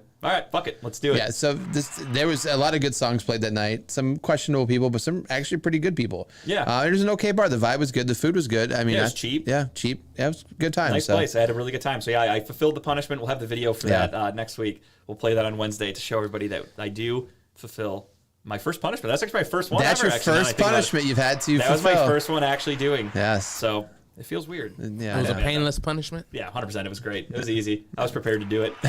not my song of choice, but it is what it is. Yeah, it's all right. We got it done. We killed it up there. The wives, everyone. We did a nice little foursome up there. So Yeah, it was great. And after it, Tara was straight up like, she's like, all you could hear is Justin the whole time. She's like, he's so fucking loud. I'm like, hey, whatever. What do you want from me? I'm the center of attention. I can't help it. You put a mic in my hand, you're gonna hear me. But yeah, it was really good. We had a great But time. back to the point, though. Yeah, the Cavs. Yeah, the Cavs are struggling right now. They had Is it too much on Mitchell? Like, I mean, I feel like everything's on Mitchell's Mitchell's been shoulders. hurt, so I know, that's but the it's like problem. when he's in, though, they do well. No, I mean, I think a lot of it just has to do with the depth. We don't have the depth. I mean, sure, Mitchell does have to do a lot for us to win when he's out there, but when he's not out there, it's also like other guys just don't step up enough. We have Dean Wade, who just came back from an injury, who's actually he's helping. looking pretty good. Looking good. Then you have like a guy like Chetty, who, if Chetty's not hitting shots, we suck. As I said earlier, Rubio's actually looked pretty good, too. Rubio's looking good, but again, he needs to really work himself back. I don't want him to overdo it this early in the season. Karis LeVert, the other night, again, I had him to make 1-3, which was like, honestly, it was like minus 15,000 or I'm over 1,500. that. I'm over that experiment with him. I'll give him credit though, because a lot of people did the same thing, and this is like I'm not saying you, but there are people that don't really check the box scores. They looked at him and they go, okay, he shot like 3 of 12 for the night. Looks like shit. Everyone's pissed off. I watched the whole game, played really, really good defense. He was 100% effective on defense, and offensively, didn't score a lot. He had 9 assists. Really? A lot of people didn't pay attention to that. So they just look at his box score and they go, okay, he went 0 for 8 from 3. He only had like 6 points. This guy sucks. Get rid of him. But his defense was really good, and he had 9 assists. So he contributed for at least 18 points on those 9 assists.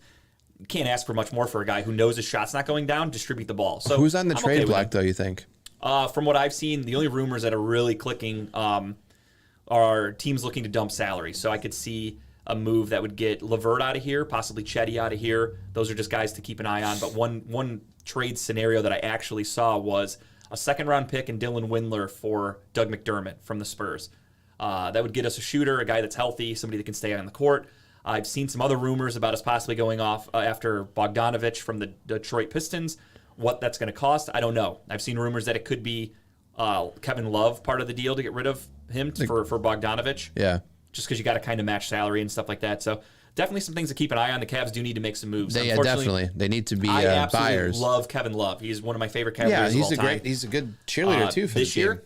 Not as effective as he was last year. So that's a huge thing that's hurting us. As much as I love the guy, I want to win. I want to win games. Yeah. Am I saying this team's a championship contender? Probably not. I'll be realistic. They'll make noise in the playoffs. I think they'll make some noise, but I don't think they're a legit contender this year, unfortunately. And as much as I would love Kevin Love to be here to see more success, you got to do what's best for the team. And if he's diminished, get rid of him. And I would assume Altman knows, and he's a good GM, that he's going to make those moves. Yeah, you can't make moves from your heart, from a fandom standpoint. You got to make what's best for the team. So if that involves Kevin Love getting moved, it is what it is. I'd hate to see it, but it would make sense as long as they do the right thing. If you trade him for garbage, then I'd be pissed about that. But give him a proper send off. I also don't want to see him go to a shitty team, but I could see what would happen was we would trade him to like the Pistons, and I think this is his last year of his contract. They would buy him out, and then he'd be a free agent to go sign with like the Lakers or whoever, which I think is what inevitably he would do.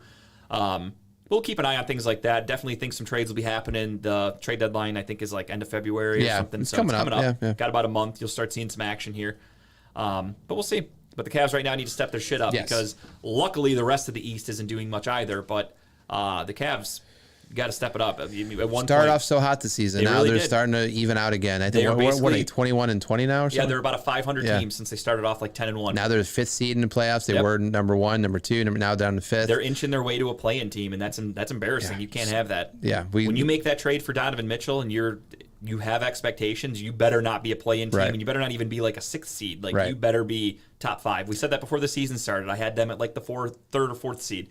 Yeah, this is why I 100% believe they need to be buyers in the trade. They need to get some keys, some key pieces in here. And if they do that, I think they'll do well in the playoffs. I don't think they're going to, like you said, championship. I think that's going to be the Celtics. Yeah.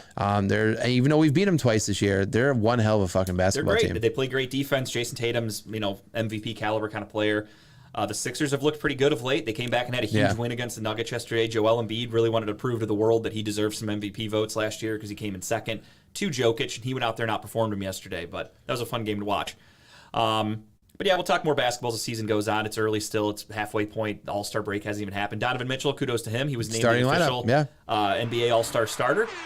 That happened on Thursday, so that's good. I didn't even get to write that down, but kudos to him. They interviewed him on TNT and talked about that, so that's awesome to get a starter. Did you see how they're doing the format this year? Yeah, the draft way. Like right before the game? Mm-hmm. That's interesting. It's going to be like a playground. Everyone stands so are they going to have like red and blue jerseys they just toss out to the team that they pick? Is that how it's going to be? I imagine they'll just have a jersey for each guy in each color, and it's just whatever team takes you, you just put that jersey on kind of deal. Yeah. I kind of wish they would do it where one team wears home jerseys, one team wears away jerseys, but they wear their own jerseys. Yeah. I like that a lot when they do that. I hate that they make fucking custom All-Star jerseys. Right. I definitely missed that. I love it when just wear your own jersey, but everyone just wears if everyone wears color, everyone wears white. Like just do that. It's easy. I love that. I think that looks so much cooler. I think there's some teams that have darker home colors though. Well, they have it where you have to have a light color for I think away. Yes. Home, either one. Home is light color, away dark. Yeah. So I mean if you do it that way, I think they could still make it work. What's not to change? But the NBA makes a shitload of money by selling All-Star jerseys, so they're never going to change that. Same tangent, but different sport. What's your thoughts on the new thing for the Pro Bowl this year? It sounds fun. I mean, the way they did it last year was pretty cool to see, like Denzel Ward out there doing that, like pass defense drill, and racing, and with Nick Chubb and Tyreek Hill racing and shit. It was fun. So they added more stuff this year. Yeah. So this year there's even more. Flag football now, not an actual game. Are you going to tune in and watch it? I will, but I'm going to go in with a very pessimistic attitude where the second I get bored or I think it's kind of dumb, I'm turning it off. Yeah. I'll give it a chance. I give everything a chance, but I'll probably not be too invested in that because let's be honest, the Pro Bowl game for the last decade has been glorified. There's nothing behind it. Yeah, I mean, it's like the NBA All-Star game. Great that Donovan Mitchell's in it. Will I watch it? maybe a minute or two. Yeah. It's just guys shooting around. The first 10 minutes of those games are the fun parts to watch Yeah. because it's just guys I'll watch the introductions. I'll watch them out there having fun. pulling out some bullshit dunks and Yeah. alley-oops and shit like that. And then the middle part is boring. Yep. And then the last 5 minutes of those They games kinda try if it's are close. fun to watch too. But That's it's it. just That's no defense. There's really no point watching it. And especially the other thing, I think it's going to be really ugly because they're doing the draft right before the game. So the teams, not that you need it for an all-star game, but they won't even have any time to like practice together yeah. or like work on something fun together. So Yeah. it's like we're going in blind. It's like a pickup game. Yeah. I think even for NBA Which players, might be interesting. Yeah. Just to see. And I heard they haven't announced yet, but there's a chance Okoro might be in the dunk contest, I heard. Oh, I didn't see that. I haven't looked at that. I haven't His seen any name's of the being tossed competitions. out there as a potential being. That would be all right. I mean, he can dunk, but I don't know if he's dunk contest material. My only hope is that he doesn't go out there and embarrass himself. Like, right. I don't want the dunk contest can get really ugly and really fast. So as long as he goes out there and shows up, I'm okay with it. But I'll honestly pretty much only watch 3-point contest. the Saturday night stuff. Yeah, the skills competition. Yeah. Yeah. All right, so moving on from the NBA, I wanted to get to the awards for the NFL season. They haven't officially announced them yet. They've done like the AP awards or something like that, but those don't matter. We're going off of what the NFL actually does. And we'll start off really quick. We'll just give you your picks on the finalists. So you have Assistant Coach of the Year. You've got DeMeco Ryans, the San Francisco 49ers defensive coordinator. Shane Steichen, the Philadelphia offensive coordinator, and Ben Johnson, the Detroit Lions offensive coordinator. Mm-hmm. I think, personally, this one's going to DeMeco Ryans. Yeah. You I think think so? he's a lock, yeah. It's a good pick. I put Ben Johnson. I think the Lions this year have Yeah, been I mean, just surprise team. I mean, same thing with even very Shane good Steichen. offense and everything. You know, so I wouldn't be surprised. But yeah, my pick's on Ben Any Johnson. of the yeah. three could win, but I think it's going to go to DeMeco Ryans just because the Niners defense is so Yeah, damn good. yeah. And he's been consistently good, so I think he's earned it. Head coach of the year. You have Kyle Shanahan, Nick Sirianni, Brian Daboll, Doug Peterson, and I forgot who the other one was. I have it written down, but I can't read my own handwriting. I had it pulled up here. Hold on. Josh McDaniel? No, not Josh McDaniels. He should have been fired, actually. Not Mike McDaniel either. Maybe it was Mike McDaniel. Either way, it must be somebody that I don't think is going to win. It looks like I wrote MCDER. Okay, so coach of the year, Daboll, Doug Peterson, Kyle Shanahan. Those are the three finalists. Yeah, so I was on a site that gave 5. Oh, I see. So I just wrote all 5 down. But either way, don't even know who the fuck I wrote. So we'll just move on from that. I think it's going to Nick Sirianni. For the Head Eagles? coach, yeah. Think so? I think so. I think he had a really good year. Took them to the 1 seed. Is it? I mean, is it really coach of the year though? If you're taking a team that's pretty much a Bentley and you're just still having a Bentley at the end of the year, I mean, Yeah, because last year he snuck them into the playoffs when everyone thought they were going to suck. The NFC East was really bad last year, and he snuck the Eagles in late. well, that should have been the year he won the coach of the year though. Right, and he should have, and they didn't give it to him. So I think this year he said, okay, fuck you. We snuck into the playoffs, and I got no respect. Here's the 1 seed. So I think he earned it I'm riding with my boy Daboll from the Bills. from the Giants. The Giant Bills. No, I think that he. No, same thing. I mean, that's a surprise team. He Who should. saw the Giants doing No, what I they mean, did this year? I expected them to be middle of the pack. at However, I will say it does go with a very healthy Saquon too. I mean, best. Yes. And the funny thing, though, is that they tell Nick Sirianni, you're not getting this. We're going to give it to a guy who went 0-3 against you this year because the Eagles never lost to the Giants and then just got embarrassed in the playoffs by them. So that's where it's kind of funny. But you never know. I wouldn't doubt it. They like to give it to guys like that. Hell, Shanahan could earn it, too. Yeah. He took a team. You lost Trey Lance. Then you lose Jimmy Garoppolo. Now you're at Brock Purdy, and they still fucking didn't skip a beat. But same thing. Yeah. Great roster. I would even honestly go as far as saying, I know it's like number 6 on your 5-player list, but Pete Carroll. I mean, He's another one. to do that, what he did with in a year, I thought that team would just. I have egg on my face because I came into it saying I expected the Seahawks to be the worst team in football, truthfully. Yeah. They looked like a team that was going to compete with the Texans to not be good, to go after a quarterback next year, full rebuild mode. Yes. And Pete Carroll took that team to the playoffs. Yeah. He turned Geno Smith into a Pro Bowler, career year. So kudos to him. He definitely would have deserved at least a mention. I know a lot of Seahawks players are pissed that he didn't even get nominated. Yeah. But yeah, it probably will go to Daboll. Yeah. If I had a vote, I would give it to Sirianni. But Daboll did do a lot with a little. You have Daniel Jones, who I think everyone can agree that after 4 years in the NFL, he's not great.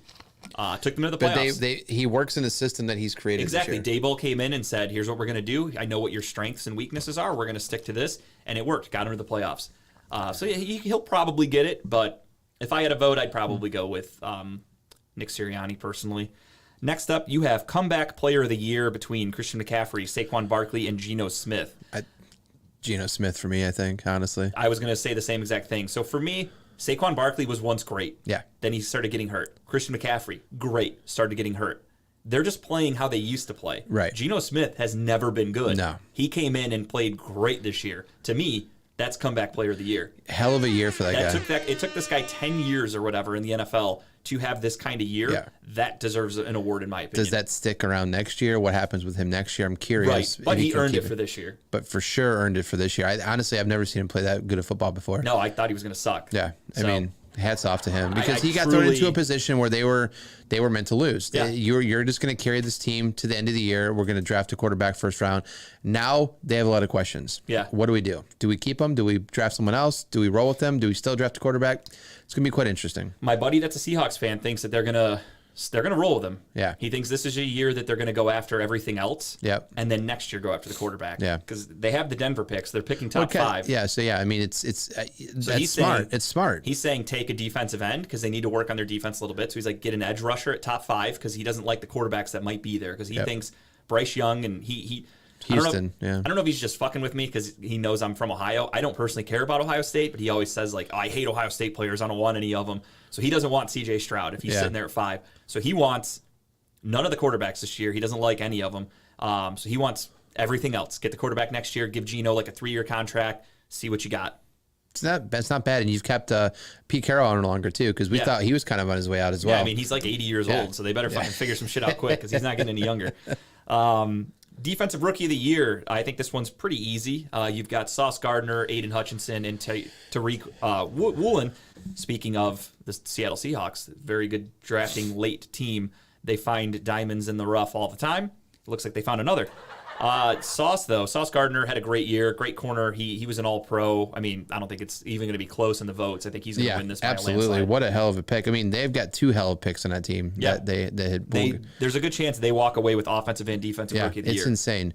All with a shitty quarterback for that offensive With play. Yeah. multiple shitty quarterbacks between White Mike, Zach Wilson, and Joe Flacco throwing the ball all year. All you need is an Aaron Rodgers. Go get him. Yeah. I think Sauce Gardner takes this one easily. I do too. So speaking of offensive Rookie of the Year, you've got Kenneth Walker from the Seahawks, Garrett Wilson from the Jets, and Brock Purdy from the However, Niners. I will say, if Purdy goes out there and wins this game this weekend, Well, I think the voting's already done. oh, is it already done? I think thought it's maybe done. they were. They just don't okay. announce it till the All right. weekend because and they don't go off playoff stats. 'cause Was if they it, yeah, did, so then I mean, maybe he has a chance, but I think Garrett Wilson takes it pretty easily. Yeah, I think if Brock Purdy played the whole year and Yeah. was consistently great, like for a full season, Yeah, you're yeah. like, wow, he earned it. But only playing half the year, these other guys played a full season, put a great resume together. I Yeah. think Garrett Wilson's going to win this as well.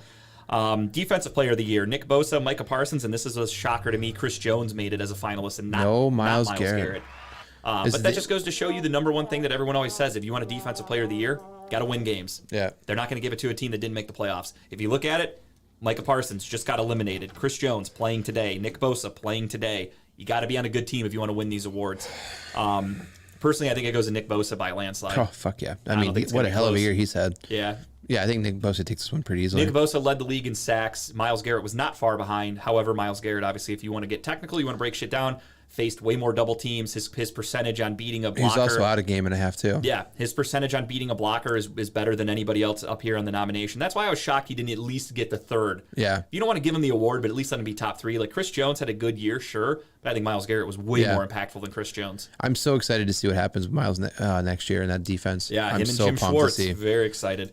Offensive Player of the Year, you've got Tyreek Hill, Patrick Mahomes, Justin Jefferson, and Jalen Hurts. If Justin Jefferson doesn't win this one, I'd be fucking surprised. I want him to win just because I picked this in the beginning of the season when we did our picks. Yeah. It's the only one I'm going to get right, so I want it to hit. So I'll take it. So yeah, give me Justin if Jefferson he here. doesn't win it, I'd be really surprised. And then MVP, you've got Joe Burrow, Josh Allen, Jalen Hurts, Justin Jefferson, Patrick Mahomes. Personally, I think this one's between Mahomes and Hurts only. Joe Burrow had a good second half of the season. Jalen Hurts had a really good first half of the season. Patrick Mahomes had a pretty good year all around. He was very consistent and good. So I think Patrick Mahomes is going to win this one. I think so as well. And I've said it before and I'll say it still. I think the Chiefs during the regular season hold back when they play football. Yeah, absolutely. There's so much more Patrick Mahomes probably could do if he really wanted to stat pad and all this other shit, but he doesn't. Yeah. He just does enough to win the game. And that's what's crazy is it shows you how, don't get me wrong, Tyreek Hill is a great player. Sure. You'd want him on your team. But they lost Tyreek Hill, and everyone's first thought was, well, Kansas City's done. Yeah, they're never going to be able to over. move again. And their offense didn't skip a beat. Nope, not at all. They plugged in Juju Smith-Schuster. They got guys off the street, Mecole Hardman, things like that. Didn't miss a beat. Right. Great team or great organization. Andy Reid and Patrick Mahomes are going to be a thorn in the AFC side for many years to come. Right. As long as Andy Reid, hopefully, stays in shape. Yeah, right. Well, he's the shape, all right. Yeah. It's a circle. He needs to really take care of himself. He wants to have a little more longer Cheeseburgers? tenure in the Cheeseburgers? NFL. He has plenty of cheeseburgers. Cheeseburger. And we got a little over a half hour now, so I wanted to do a fun game. Every radio show does this. Everybody does this in Cleveland. Surprise for me. No, I had it on there. What was it? Stay or go. Oh, I was wondering what the fuck that was. I'm That's like, literally, do you want this player to stay or go? got it. Okay. So I like fans it. at home, if you're watching, if you want to chime in, I'll name some players and let me know if you think they should stay or go. We'll start off with some easy ones. Tim, you're involved too. Yeah. So this one, first we'll start off is John Johnson III. The reason his name is mentioned is because A, he's underperformed for what they paid him, and B, if he is cut by June 1st, he gives us an extra $10 million in cap space. So I think that's a no-brainer. They're going to release him. Yeah. We're going to have to find a new safety. I think he's go is the easy answer here. But what say you guys? I say go. Okay. Tell me when to go. Tell me when to go. I'll meet him at the airport or I'll meet him at home and drive him to the airport to get him the fuck out of here personally. Yes, I believe he's go. So John Johnson III, go. Kareem Hunt. Now, everyone and their brother assumes he's as good as gone. Yes. If he says, I'll stay on a hometown discount, do you want him to stay or are you ready to move on from the Kareem Hunt experiment? This is all hypothetical. There's a good chance the Browns might not even offer him anything. But let's say they do. They say, we'll keep you, but you've got to take this money because we just don't have it. Right. And your numbers don't deserve whatever you want. Would you keep him? No, go. I'm ready to bring in the Fords of the world there. So I want him to spread his wings and fly away from the nest. Yeah, what do they say? It's not a bad thing. If Yeah. you love something, you got to let it go. Yeah, no, Kareem Hunt was awesome. It was fun to watch him play here in his hometown, but I'm with you. Running backs don't get any younger. I'm also sick of hearing the fans that just always constantly say, you need to give the ball to Hunt and Chubb at the same time. Have them on the field. Like, they don't make any sense. Just get them out of here. They both need to hold the ball while they run. Yeah, just get them out of here. The Hunt and Chubb on the field at the same time doesn't fool people like most common fans assume. They think that if you put both of them out there, the defense is going to have no idea what to do. Like they don't have. And Hunt's a big name, so that's why they wanted him to always get the ball too. By eliminating him, and you now have Ford as your backup, and he's going to be out there spelling it's Chubb. Just Nick Chubb is your number then one it's back. just Nick Chubb. Then that's it. And layman fans out there don't understand that defensive coordinators understand if you have two running backs on the field, they will pick one of their players to shadow that guy. Yeah. They will be covered. I don't know why Browns fans just think someone's going to be open if you put them both on the field. It doesn't work like that. Sorry, guys. But Browns fans are dumb, as we all know. Hey, hashtag. So, yeah, I'm with you. Kareem Hunt can go. I wish him the best. I hope he goes somewhere and gets some playing time. I mean, he could be a factor in Buffalo. I think he'd be a good match for them, get them, a little boost in their run game. Next up, Anthony Walker, linebacker. He suffered a torn ACL on, I think it was the Thursday Night Football game against the Steelers, and he came back on another one-year deal. He's been here for 2 years, 2 one-year deals.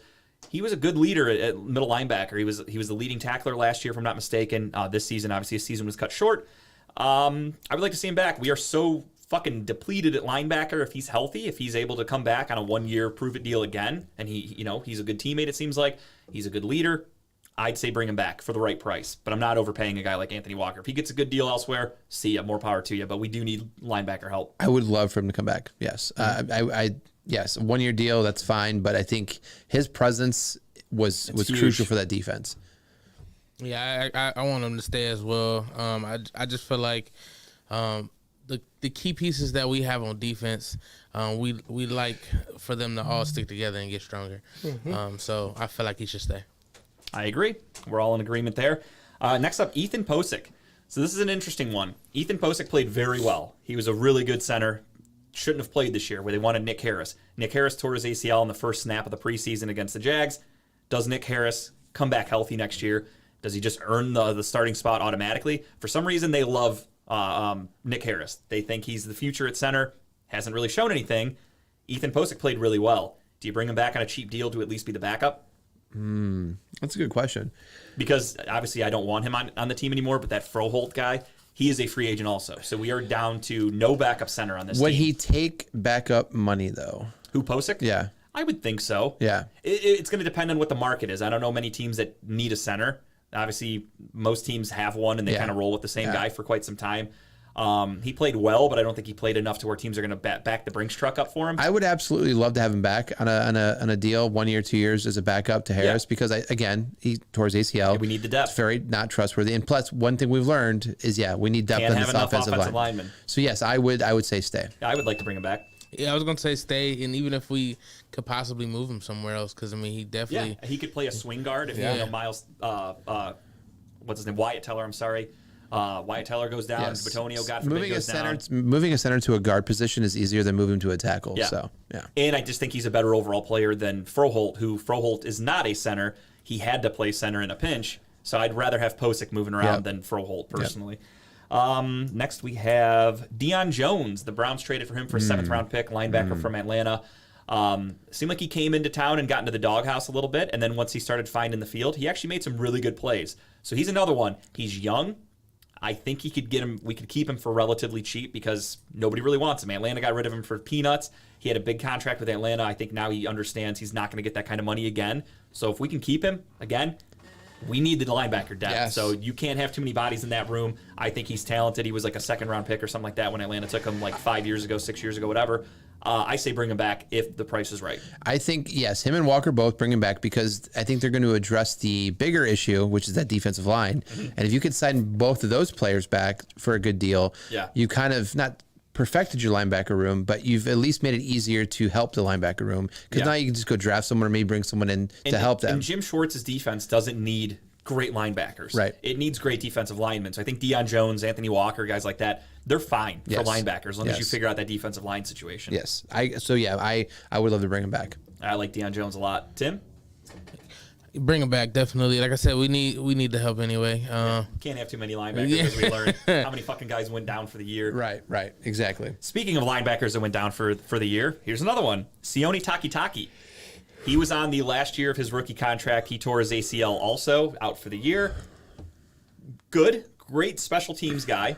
Not great when he's on the field. He has his moments. He has his moments. Do you bring him back, though? Because he's coming off that ACL injury late in the season. He's probably not going to be healthy for training camp. He's going to really need to be eased in. No. Go. I think it depends on what else they do at the linebacker position. If they have it solidified to where we have like 5 or 6 good linebackers and we're set, and you want to bring him back for cheap and just say, hey, you can stay on injured reserve for a little bit, get healthy just so we have depth, I'd be okay with that. Yeah. But if you're sacrificing another good player to bring back a Takitaki, I'm against that. No, I don't want him to go. For the right price, right situation, I would bring him back just for the depth to be bottom of the roster kind of guy, but I'm not going out of my way to bring him back. I think we should keep him on the practice squad. I'd be okay with that. He might not have many options this year, so that might be the only place to go. Is that the Price is Right music? I like that. The price is wrong, bitch. That's amazing. Next up, Greedy Williams coming to the end of his rookie contract. He was a second-round pick out of LSU 4 years ago. Has trouble staying healthy. Went on the field. Maybe has a decent play here and there, and then also a lot of times you look and go, what the fuck did Greedy Williams do there? I think he has more bad plays than good plays. Yeah. I am personally okay with getting rid of him. Same with John Johnson. They're just question marks in the field. And For me, there's they're more easy often targets. than not, those are the two guys you point a finger at and go, what the fuck were they doing? Those are play? easy targets for quarterbacks and offenses. So, he needs to go. Yeah, I think good quarterbacks, when they look out on the field, they look for 43 and 26 and their eyes light up. Yep. Yeah, so he has to go. I think this is the only time I won't be greedy. Yeah, let him go. Tim over here hitting the dad jokes on a Sunday. I like it. Yeah, he's feeling good. He woke up, put his New Balances on, cut the grass. He's loving life. Next up, Dearness Johnson, the running back they brought back on a 1-year deal last year. Everybody loved him. He barely touched the field this year. So do you bring him back just for the depth to make him your third running back? Because I love him as a running back. I do. I wish he played more, right? Yeah. But if we're losing Hunt, I would love him back there behind. Yeah, because we're going to need a third. I don't think Felton is long for the Browns. Because Felton hasn't earned it. Right, because I think he's quick. He's a different type of running back than what you get from Chubb and Ford. So yeah, I definitely give him a chance. Even if he doesn't see the field, running back is a position where a guy can get hurt. Chubb gets hurt, Ford gets hurt. You need someone there. I'm okay with him as depth if he comes back for cheap again. I'd love to have him. It seems like he wasn't a troublemaker last year. He came back. Everyone expected him to get a shitload of playing time. Barely saw the field. So I think that goes to show you that he's okay with his position. He understands his role, and losing Hunt could open the door for more opportunities for him to see the field. Yeah. So I think bringing him back would be a good idea if you're going to lose Hunt, especially. Absolutely. Tim? I think so. I think you need to bring him back. He's a fan favorite. He had a great game against Denver. I feel like he shows like he's gonna come together. So I think we should keep him, especially if we're gonna get rid of him. Like all in agreement. Yeah. I love this. I think we've been all on the same page for everyone. We have. There has to be a challenge going out there we're gonna disagree on though. Well, we'll get to that. Next up, Ronnie Harrison, another safety who has a impending free agency coming up. We traded for him from the Jaguars 2 years ago. He came in, has had some moments, but overall he's been kind of a problem. He's had some huge personal foul penalties that have cost us huge moments. Doesn't really make splashy plays. I really liked him when we traded for him. I thought this is a guy that we could build around. To me, didn't do enough. I'm okay with letting him go. Yeah, if it wasn't for the attitude issues that he has, I think I'd be okay bringing him back. Too many personal fouls that are just at very, very untimely But yeah, moments. he just doesn't use his head very well. So I'm okay with that. Now, we're all basically saying we're getting rid of a lot of our secondary here. Oh, yeah, we need secondary is going to be a huge need this year. Yeah. Because right now, as we predict, we are down 2 safeties, 1 corner, and a linebacker at least. So a lot of defensive help coming this offseason. I'm actually going to differ with you guys. Okay, here we go. I think we should keep him only because we're bringing in Schwartz. I think he could possibly get him in line. And I feel like this will be his last chance for sure. Yeah. I mean, if they give him a 1-year cheap prove-it deal and they say if you can't work in Schwartz's system, you can't work anywhere, I could live with that. But they got to keep his shit together. The minute he starts fucking off and gets a personal foul or something like that, I'd cut him. I don't know if I'll cut him, but he'll definitely get some repercussions right then. And then he got one. He is like that. That's his warning. The ice doesn't get much thinner. That's it. Yeah, I could see that. Again, you can't go wrong with having too much depth. Sure. He's a guy who knows the system. He knows the teammates. Could be a really friendly guy with the other teammates. Maybe they love him in the locker room. Right. The Browns say, "Hey, we'll give you a 1-year league minimum kind of deal because you haven't earned anything else." And he says, "Okay, I'd like to stay." I'd do it. I also think there's other options out there, especially this free agent season that might be better upgrades. And that's the number one thing is they're going to have to really get Jim Schwartz involved to pick his players. Yes. If they say, do you think, here's Ronnie Harrison's film, I'm sure he's already watched every player, broken down their tape, and goes, this guy can work in my system. I want him back. They're going to do what they can. And let's not fool ourselves. The Schwartz is going to be a pull for certain people. Yeah. They're going to see that defense, say, I can do well in that defense. Yep. I could get good stats, get more money. Yeah. I want to go play for the Browns. 100%. I think players are going to say this guy won a Super Bowl as a defensive coordinator. He knows what the fuck he's doing. He beat Tom Brady in a Super Bowl. Yes. It doesn't get much better than that on your resume. Next up, Chase Winovich, defensive lineman. Traded Mack Wilson for him. He barely played, couldn't stay healthy. When he was out there, though, he looked good, but barely stayed on the field. So I would say he can go. Yeah. I honestly didn't even see him on the field much at all. So, no, he's done. I wanted him to play great because he wore the number 69. I thought that was really cool. I almost bought a mini signed helmet from him because it's super cheap and it just says like Chase 69 really big. So I was like, that'd be kind of funny to have in the collection. But I never pulled the trigger. But maybe once they let him go, they'll be dirt cheap. So maybe I'll grab one then. Yeah, no, I'm good with him going. Yeah, I'm okay with that. He can go. Yeah. And last on my list of actual names is Chris Hubbard, the swing offensive lineman. He is a free agent. He has trouble staying healthy, but when he's healthy, he is our 6th offensive lineman. Yeah. He can play damn near any position. So if you lose a guard, if you lose a tackle, either side of the field, he can come in and play. They really want that to be James Hudson going forward. But Chris Hubbard is becoming a free agent. Do you want to bring him back just for the depth or let him go on to greener pastures? I would keep him because back to the point we talked about earlier, you can never have enough depth, especially in the offensive line, who was very hurt this year. Yeah. I don't want to risk it. He knows the system. Our offensive line coach is coming back. Mm-hmm. I think it all just makes sense to bring him back. I agree. For the right price. It definitely makes sense to bring him back, but if not, he's for the streets. Yes, sir. It's got to be the right deal. I'm not overpaying a guy to be the 6th or 7th swing offensive lineman. So, absolutely. If he's willing to take a very, very team-friendly deal, by all means, bring him back. Yeah. And then this is the next one I have up. Any surprises? Do you see anybody leaving that is not necessarily somebody you even think of? And one name that I've seen mentioned quite a bit, and I wanted to get your guys' 2 cents. No, Jacoby's gone. Yeah, he's gone. I think they're gonna do him right, and they're gonna let him go play somewhere else because Yeah. he's earned himself a hell of a contract. So I think he earned it. Yeah, he's got a good payday coming. One guy that's under contract that a lot of people think could be a cap casualty, Wyatt Teller. Oof.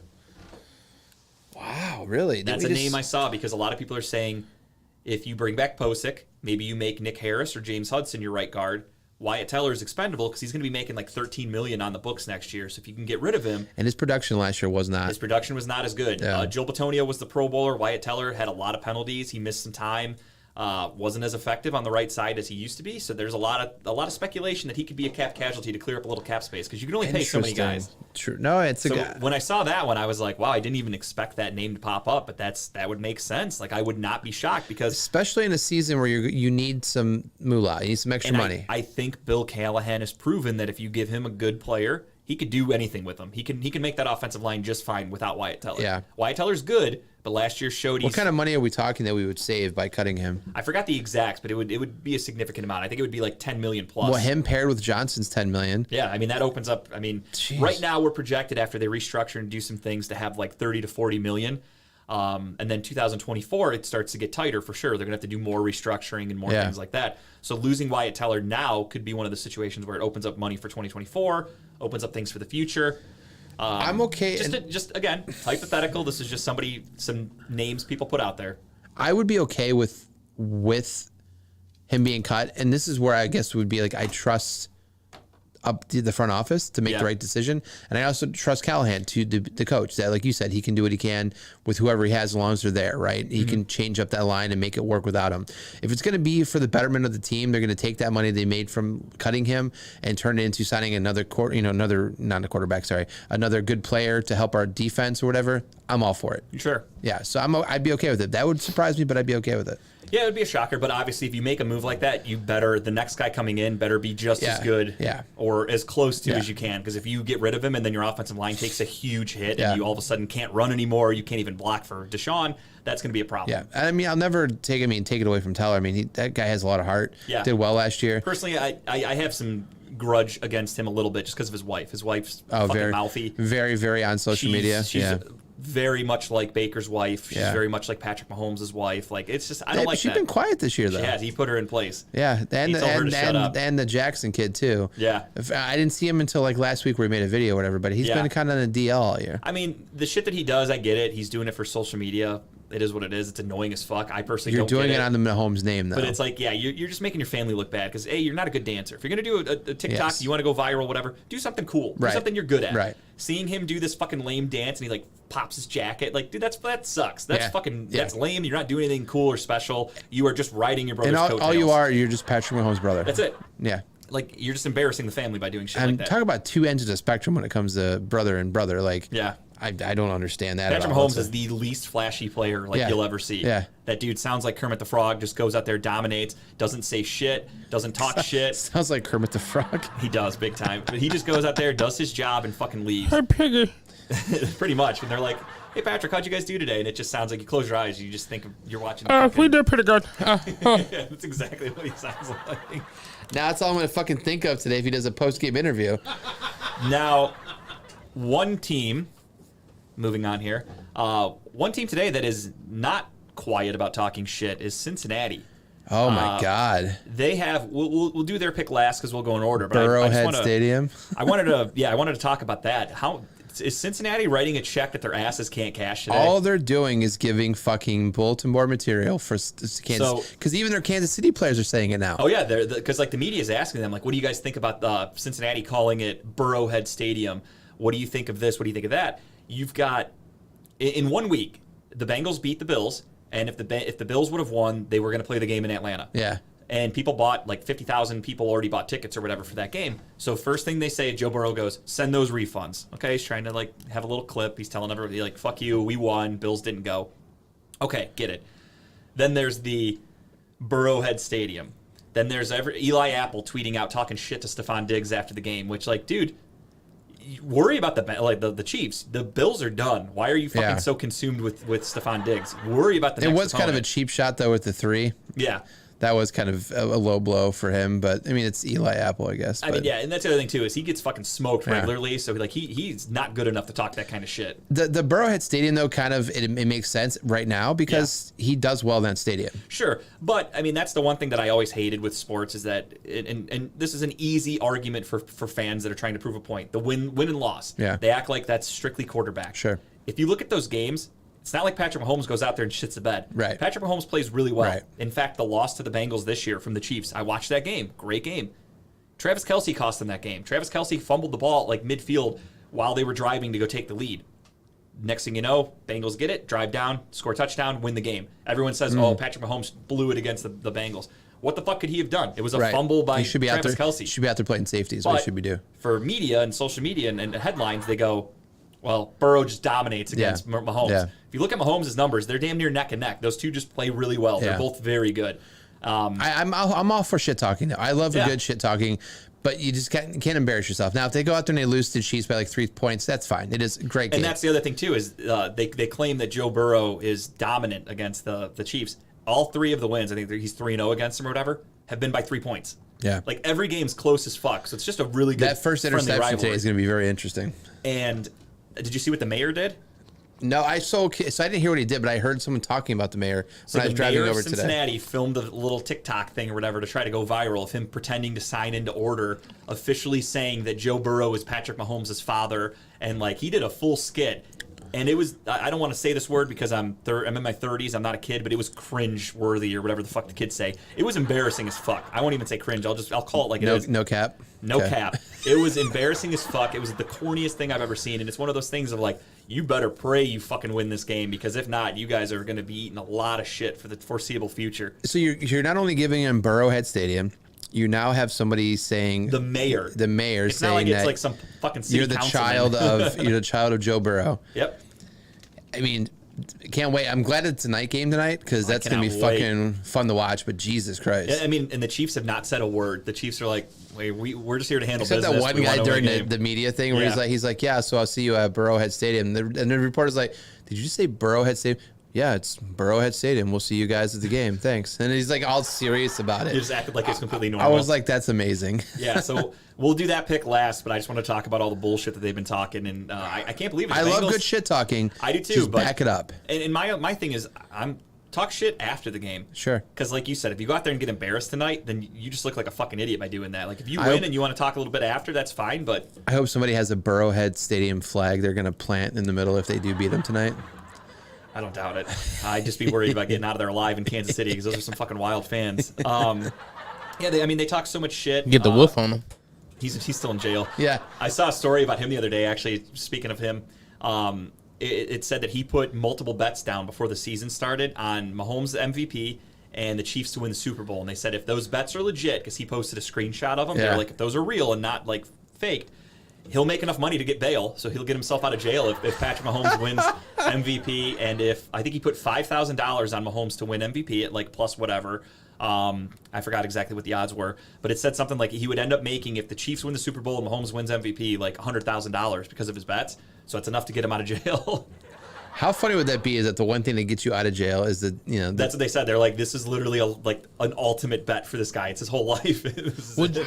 Would you use that money or would you save it and just, you know, because you're gonna I think lose he's- anyway? I think he's stuck in jail because he can't. Yeah. Get out. Like he can't afford it. So he's got to use it. to nobody's get out. posting bail for him. No, I I mean, but you post bail just to go back. Yeah. I mean, so I mean- I don't know if I think I would save that money for when I get out. I think I would too, but I don't know how that works. Like if the government would like be like, "Fuck it, we're taking some of it because you're in trouble." I don't know how that works. I would try to save as much as I can. Did they recoup the money he stole?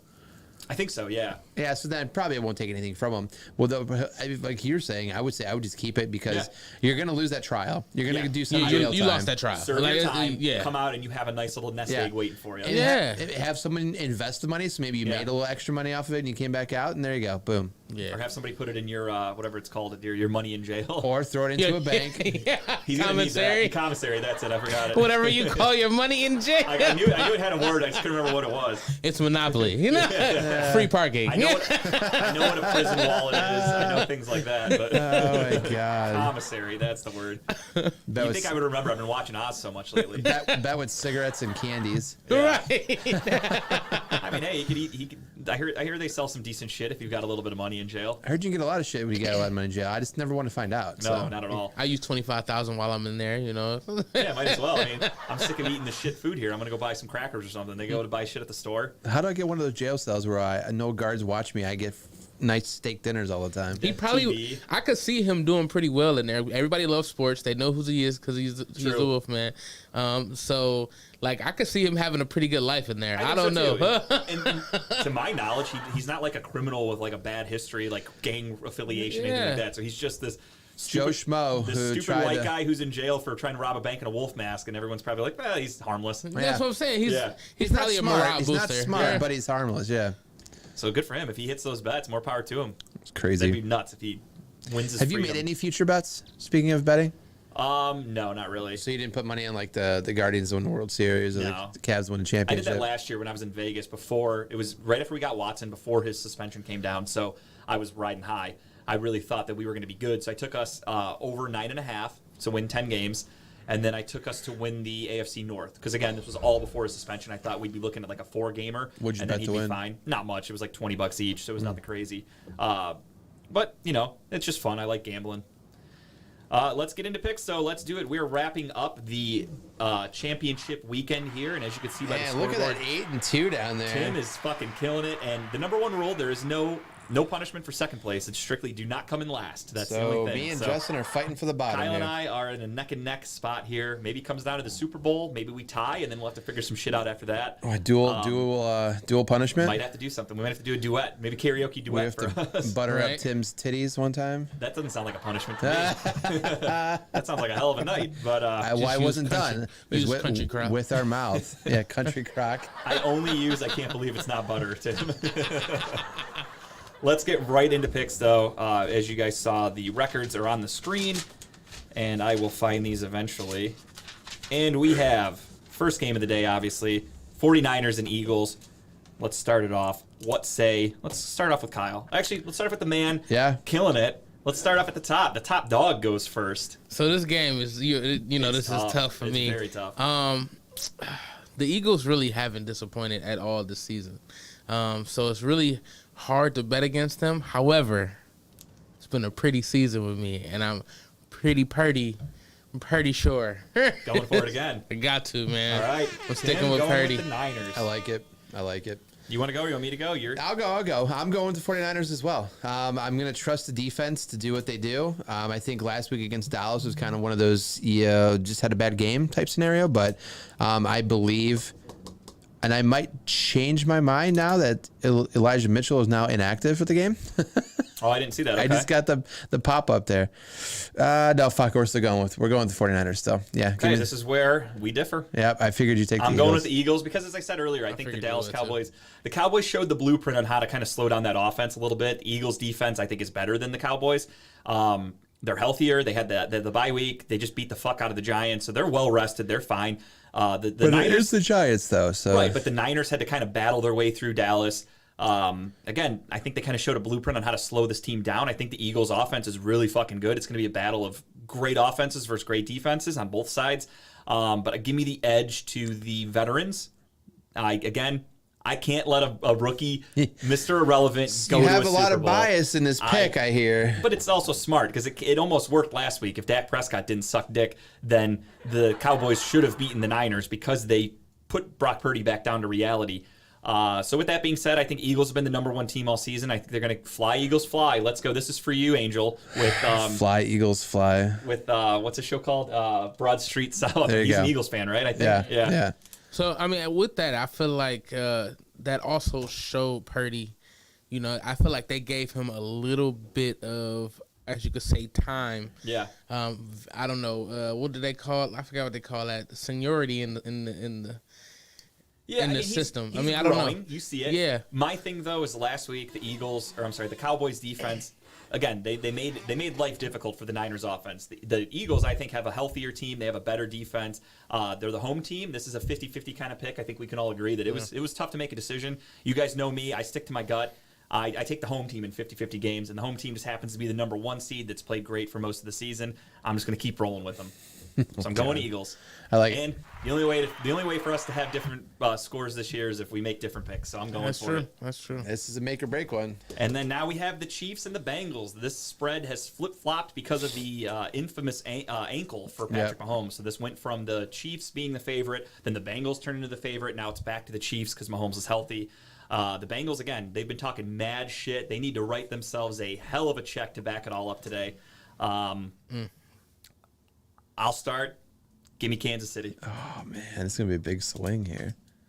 So I've got 2 reasons why I'm gonna go with the Bengals here. One, because I think that they're gonna be the better team today, and the other one is I just saw that Drake bet $1 million in the Chiefs to win. Yeah, I saw that. So anytime Drake gets involved, you go for the team that he's not going for. He doesn't have good luck with betting?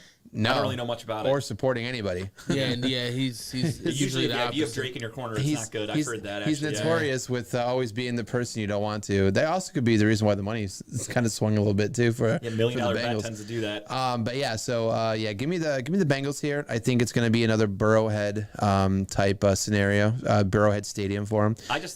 I like the Chiefs because they have they want redemption. They lost to the Bengals last year. They had a huge halftime lead. They blew it. That's all anybody talks about now. Is how Burrow owns the Chiefs. Andy Reid's a Super Bowl winning head coach. Patrick Mahomes, Super Bowl winning quarterback. He's an MVP. I just like them a little. Yeah. I think I can't go against that kind of grouping. When you have Joe Burrow, who's good, great quarterback, don't get me wrong. Zach Taylor looks like a good head coach. Got him to the Super Bowl last year, blew it. Same thing this year, trying to get him to another one. For me, I'm just going to take 50-50 kind of game. Give me the home team. Give me the team that's done it before.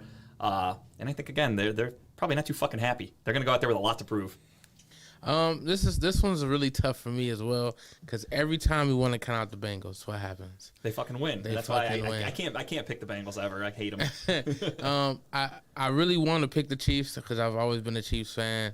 But I think I gotta go Bengals. Okay. I don't think the shit talking is helping my case here. Usually when people shit talk that heavy, usually it doesn't go too well. You realize that you guys could tie now. Yeah. Yeah, we could. And you could be in the basement. I could be in the basement. It'd be over for you if you lose these. Abso-fucking-lutely. We only have one game next week. Things would be back to normal in the world again. Kyle lost the bet. Yeah, I think I think the Earth's everything's coming back to normal. What are the weird girls with they use all those fucking rocks and jewels and shit. Yeah. We're going through Gatorade, they call it, or whatever, retrograde. All that shit. Everything's coming back to normal. They brought out their crystals and their diamonds, and everything's getting better. But yeah, those are your picks for the week. I am going Eagles Chiefs. Give me the 2-1 seeds to meet in the Super Bowl. I also think that would just make it for a better Super Bowl for me. I hate going into Super Bowls where there's teams that I hate. I hate the Niners. I don't know why. I just really don't like them. I don't like Kyle Shanahan. I don't want them to succeed. And the Bengals, obviously, I'll never root for. Browns fans, if you're rooting for the Bengals tonight, go fuck yourselves. You're not real Browns fans. I just don't want to see them in the Super Bowl. Eagles, Chiefs, I can watch that and go, I don't give a fuck about either team. Let me just watch and enjoy a game. Yep. So if the Bengals 49ers go, how do you feel about that? I'll be fucking furious. It's going to be 2 weeks of me just being mad. I'm going to be pissed off. I'm not having anyone over for the game. I'm going to watch it in my basement and sulk. I'm going to be fucking pissed. It's not going to be a good time. You don't want to see me like that, Tim. We don't want that. Angry Justin. I hate it because I had to go through 2 weeks of bullshit last year of Browns fans calling into radio shows saying like, I just want a championship in Ohio. I hope the Bengals get it. God damn, that's so annoying. I don't want to hear that again. I made a post on Facebook last week where I'm like, and here we go again. Even if we're from Ohio. Let's root for the fucking Bengals. I can live with a Chiefs-Niners Super Bowl. I can live with it. I hate the Niners, so then I'll go into it 100% rooting for the Chiefs. It is what it is. We saw that story already a couple years ago. Yeah, exactly. I'm okay with the rematch. We call that of that the Joe Montana Super Bowl. Yeah, I'm fine with it. Niners, Bengals. Oh my God, I'd be miserable. I can't handle it. I'm picking the Bengals not based on fandom. It's just based on skill, right? And I think I kind of look at it the same way. I think numbers. Yeah, I think the Chiefs have a good defense. It's been kind of overlooked. Right. I think their offense is still amazing. Travis Kelce has a lot to prove. Again, he had the huge fumble against the Bengals in the season this year when they when they faced off. So I think he wants a redemption. Yeah. Patrick Mahomes is listening to them talk all this shit. He wants redemption. The defense hears Burrowhead Stadium. They want to go out there and say, fuck you. We're a Super Bowl caliber team. We should have won last year. We fell asleep for the second half of that game, and we gave it away to the Bengals. Ain't happening this year. Yeah. The Bengals have looked good, but they've also looked like shit. They barely beat the Ravens, and they go out and dominate against the Bills last week. So they're an up-and-down kind of team. And an up-and-down kind of team, I stick with consistency. The Chiefs have been consistently great. This is their 5th year in a row in the AFC Championship game, I think it is, or something like that, or like whatever. They really good track record. I'm just going to go with them. I think the Bengals are a fluky kind of team. They're good, don't get me wrong, and they're AFC North rivals, so they can also go fuck themselves. I'm not picking them. I can't do it. I'm just excited for good football. 2 good football I want games. good games. Give me no blowouts. Give me something Yep. down to the wire. Yep. And if there is going to be a blowout, let it be the Chiefs over the Bengals because I just want that shit talking. Lot of bias over I here. want to see the Chiefs looking up and like pointing at Arrowhead Stadium instead of fucking. Oh my god! I just hope they talk mad shit. I hope Yeah, they give it right back. The shit talking is definitely gonna hinder them a lot. That's what made me hate the That's a lot Bengals of even fuel. more. I I'm not wonder even if a the Chiefs refs. fan, I but wonder I'm if the like- refs are going to call it pretty close to begin with because it's probably going to get a little rough quickly. I'm sure with the shit talking going on. Probably call a little close, more penalties probably. Yeah, I could see that. It's going to be physical. It's going to be probably you won't see it, but the refs will go up to the huddles and be like, "Guys, stop getting chippy. Like we're going to start calling it. Don't fuck this up." Yeah. All right, we are at the end, and it is, of course, time for Just the Tip. As always, we start with our man, Timbuktu, to tell you guys what to do this week. You already know what I'm coming with. I'm coming with comedy. And usually we talk about we do our tip on Wednesday, so I would give you a little bit more of a heads up of what's going on. But technical difficulties have made me tell you that today is the day I'm going to be back at Hilarities. Joke's on you. Joke's Crowd on you. work. It is a crowd work show. And if you know me, I love interacting with the crowd. I don't always go into the crowd per se because I want to get my set off. But what this show is all crowd work. Comedy for me is a conversation. I want you to be able to relate to me. I want you to be able to be like, oh my God, like I can totally understand that. When I do my fat jokes, they're universal fat jokes. Yeah, you might not have as many stretch marks as me. Yeah, your belly probably not as long as mine. But you understand because weight goes up and down for everybody. So if you come out to the show tonight at Hilarities, that's East 4th on Euclid, tonight at 8 o'clock, come enjoy a lot of comedians. I mean, it is put on, hosted by John Bruton, amazing comic, and Jimmy Graham, who I think is hilarious as well. I think y'all should come out and have a good time, man. Hell yeah. Both of those guys have been in the Cleveland comedy scene for a long time. Sounds great, man. So go check that out for sure. Go check out my man, Tim. I'm noticing a theme here, though, Tim. You're starting to get back to the Hilarities a couple more times here. I like it. I mean, I'm just trying to make my way. I'm always here, so people don't get to see me. Schmoozing with the higher ups, rubbing elbows with the elite. Yeah, I like it. They see me work. They just don't get to see me work as much. I'm not out here as many other comedians, and I can tell like when I'm actually on stage, and I'll be like, oh man, I didn't do it this way. Certain things like that. I don't get as much practice as I want. Sure. I still feel comfortable on stage, Right. but not the level that I want to be at. And I know once I actually be able to get consistently on stage like I want to, it's gonna be curtains. Sky's the limit, man. I love seeing it. I love seeing Tim's growth. I'm really happy for him to get at Hilarities, get these Sunday night shows. Football season's almost over, so I'm actually gonna have some free time, so I can get to go see him at some of these. Hell yeah. I've only gotten to see Tim one time perform, and that was at the Lucy show, and he fucking killed it. Headline, killed it. See, I love Hilarity, so seeing him there one day will be fucking awesome. So keep it up, man. I'm proud of you. I love it. I appreciate you. I couldn't get my mic on. I knew what you meant. My tip of the week is an oldie, but a goodie. I say oldie because it's actually been out for like 5 years, 6 years. It did have like a year hiatus in between where it was on network TV. Then it got moved to Netflix. It's called Lucifer. It's literally what it's about. He's the devil. He plays a character as a devil. He is on Earth living a normal life. He's basically this playboy, owns a nightclub. He can get people's true desires. That's his trick. Like he can look at your soul and that's what's your true desire, and you spill everything to him, and that's how he's gotten everything he's ever wanted. Until he meets one person, it's a detective, and she is kind of his kryptonite, I guess you could say. His powers don't work on her, ends up falling in love with her, helps her. She's a detective. He starts becoming like this go-to detective person because of his powers. They don't realize it yet. And then, as you can probably tell, it transfers into them falling in love, and she knows who he is and shit like that. And there's other people get involved. But to me, it's a good show. I just finished watching the last season on Netflix. It was a long watch for me. I obviously jump around There's a lot. A lot of seasons. But it was good. It's a good ending. I thought it was a good wrap up to what the show was. There's definite ending. And I like his character. He plays a good devil. Like his acting's amazing, I think. Yeah.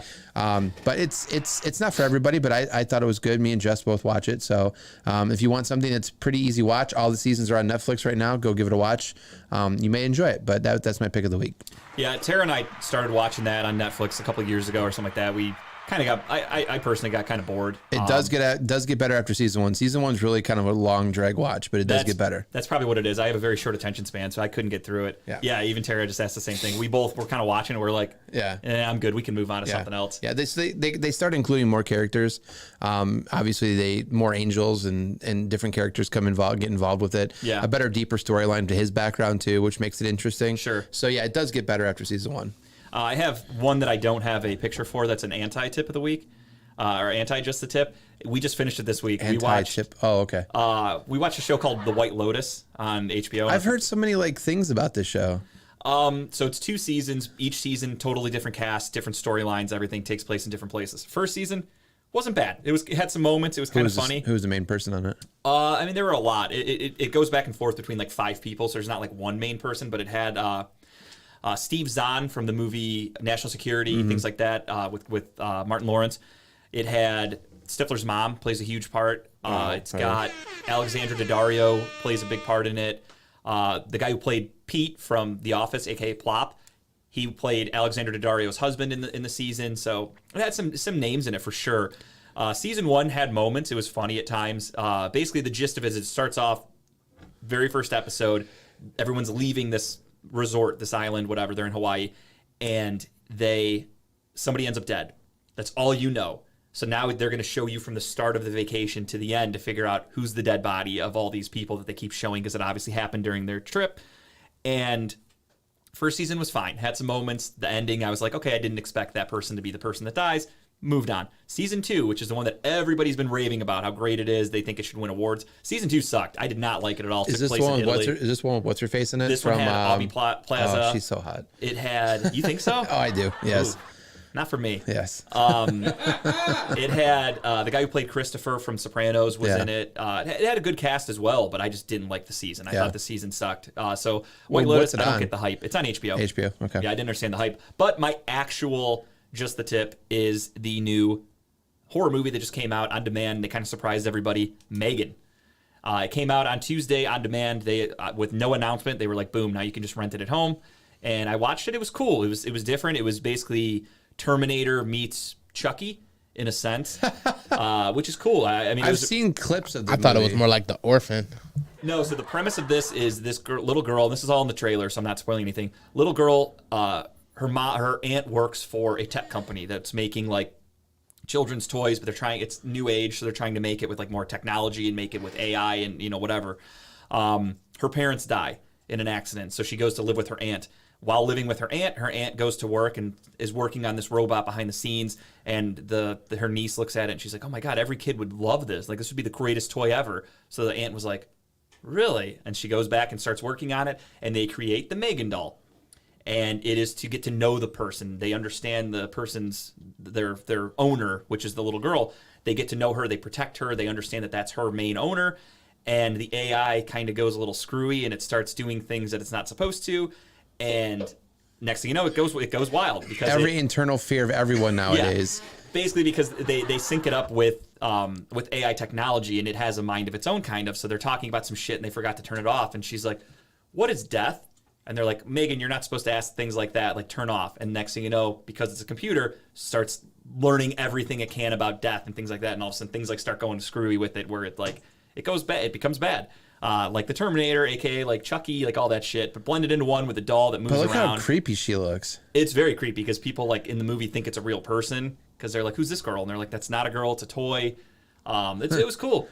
Like the one scene She I says, saw. "I am a girl." and she thinks she's real, kind of. So she's like, The one part I see on TikTok all the time is the one hallway scene where she's like dancing back Yeah. and forth, and then grabs the paper cutter and goes Yeah. after the dude. Which was a funny thing. Like, I like movies that don't take themselves too serious like Yeah. that. Like, not all horror movies need to be 100% serious. Like, it broke up a little bit with, like, it's a robot, so it's doing, like, what it thinks people would do because it's a robot. It Yeah. doesn't understand.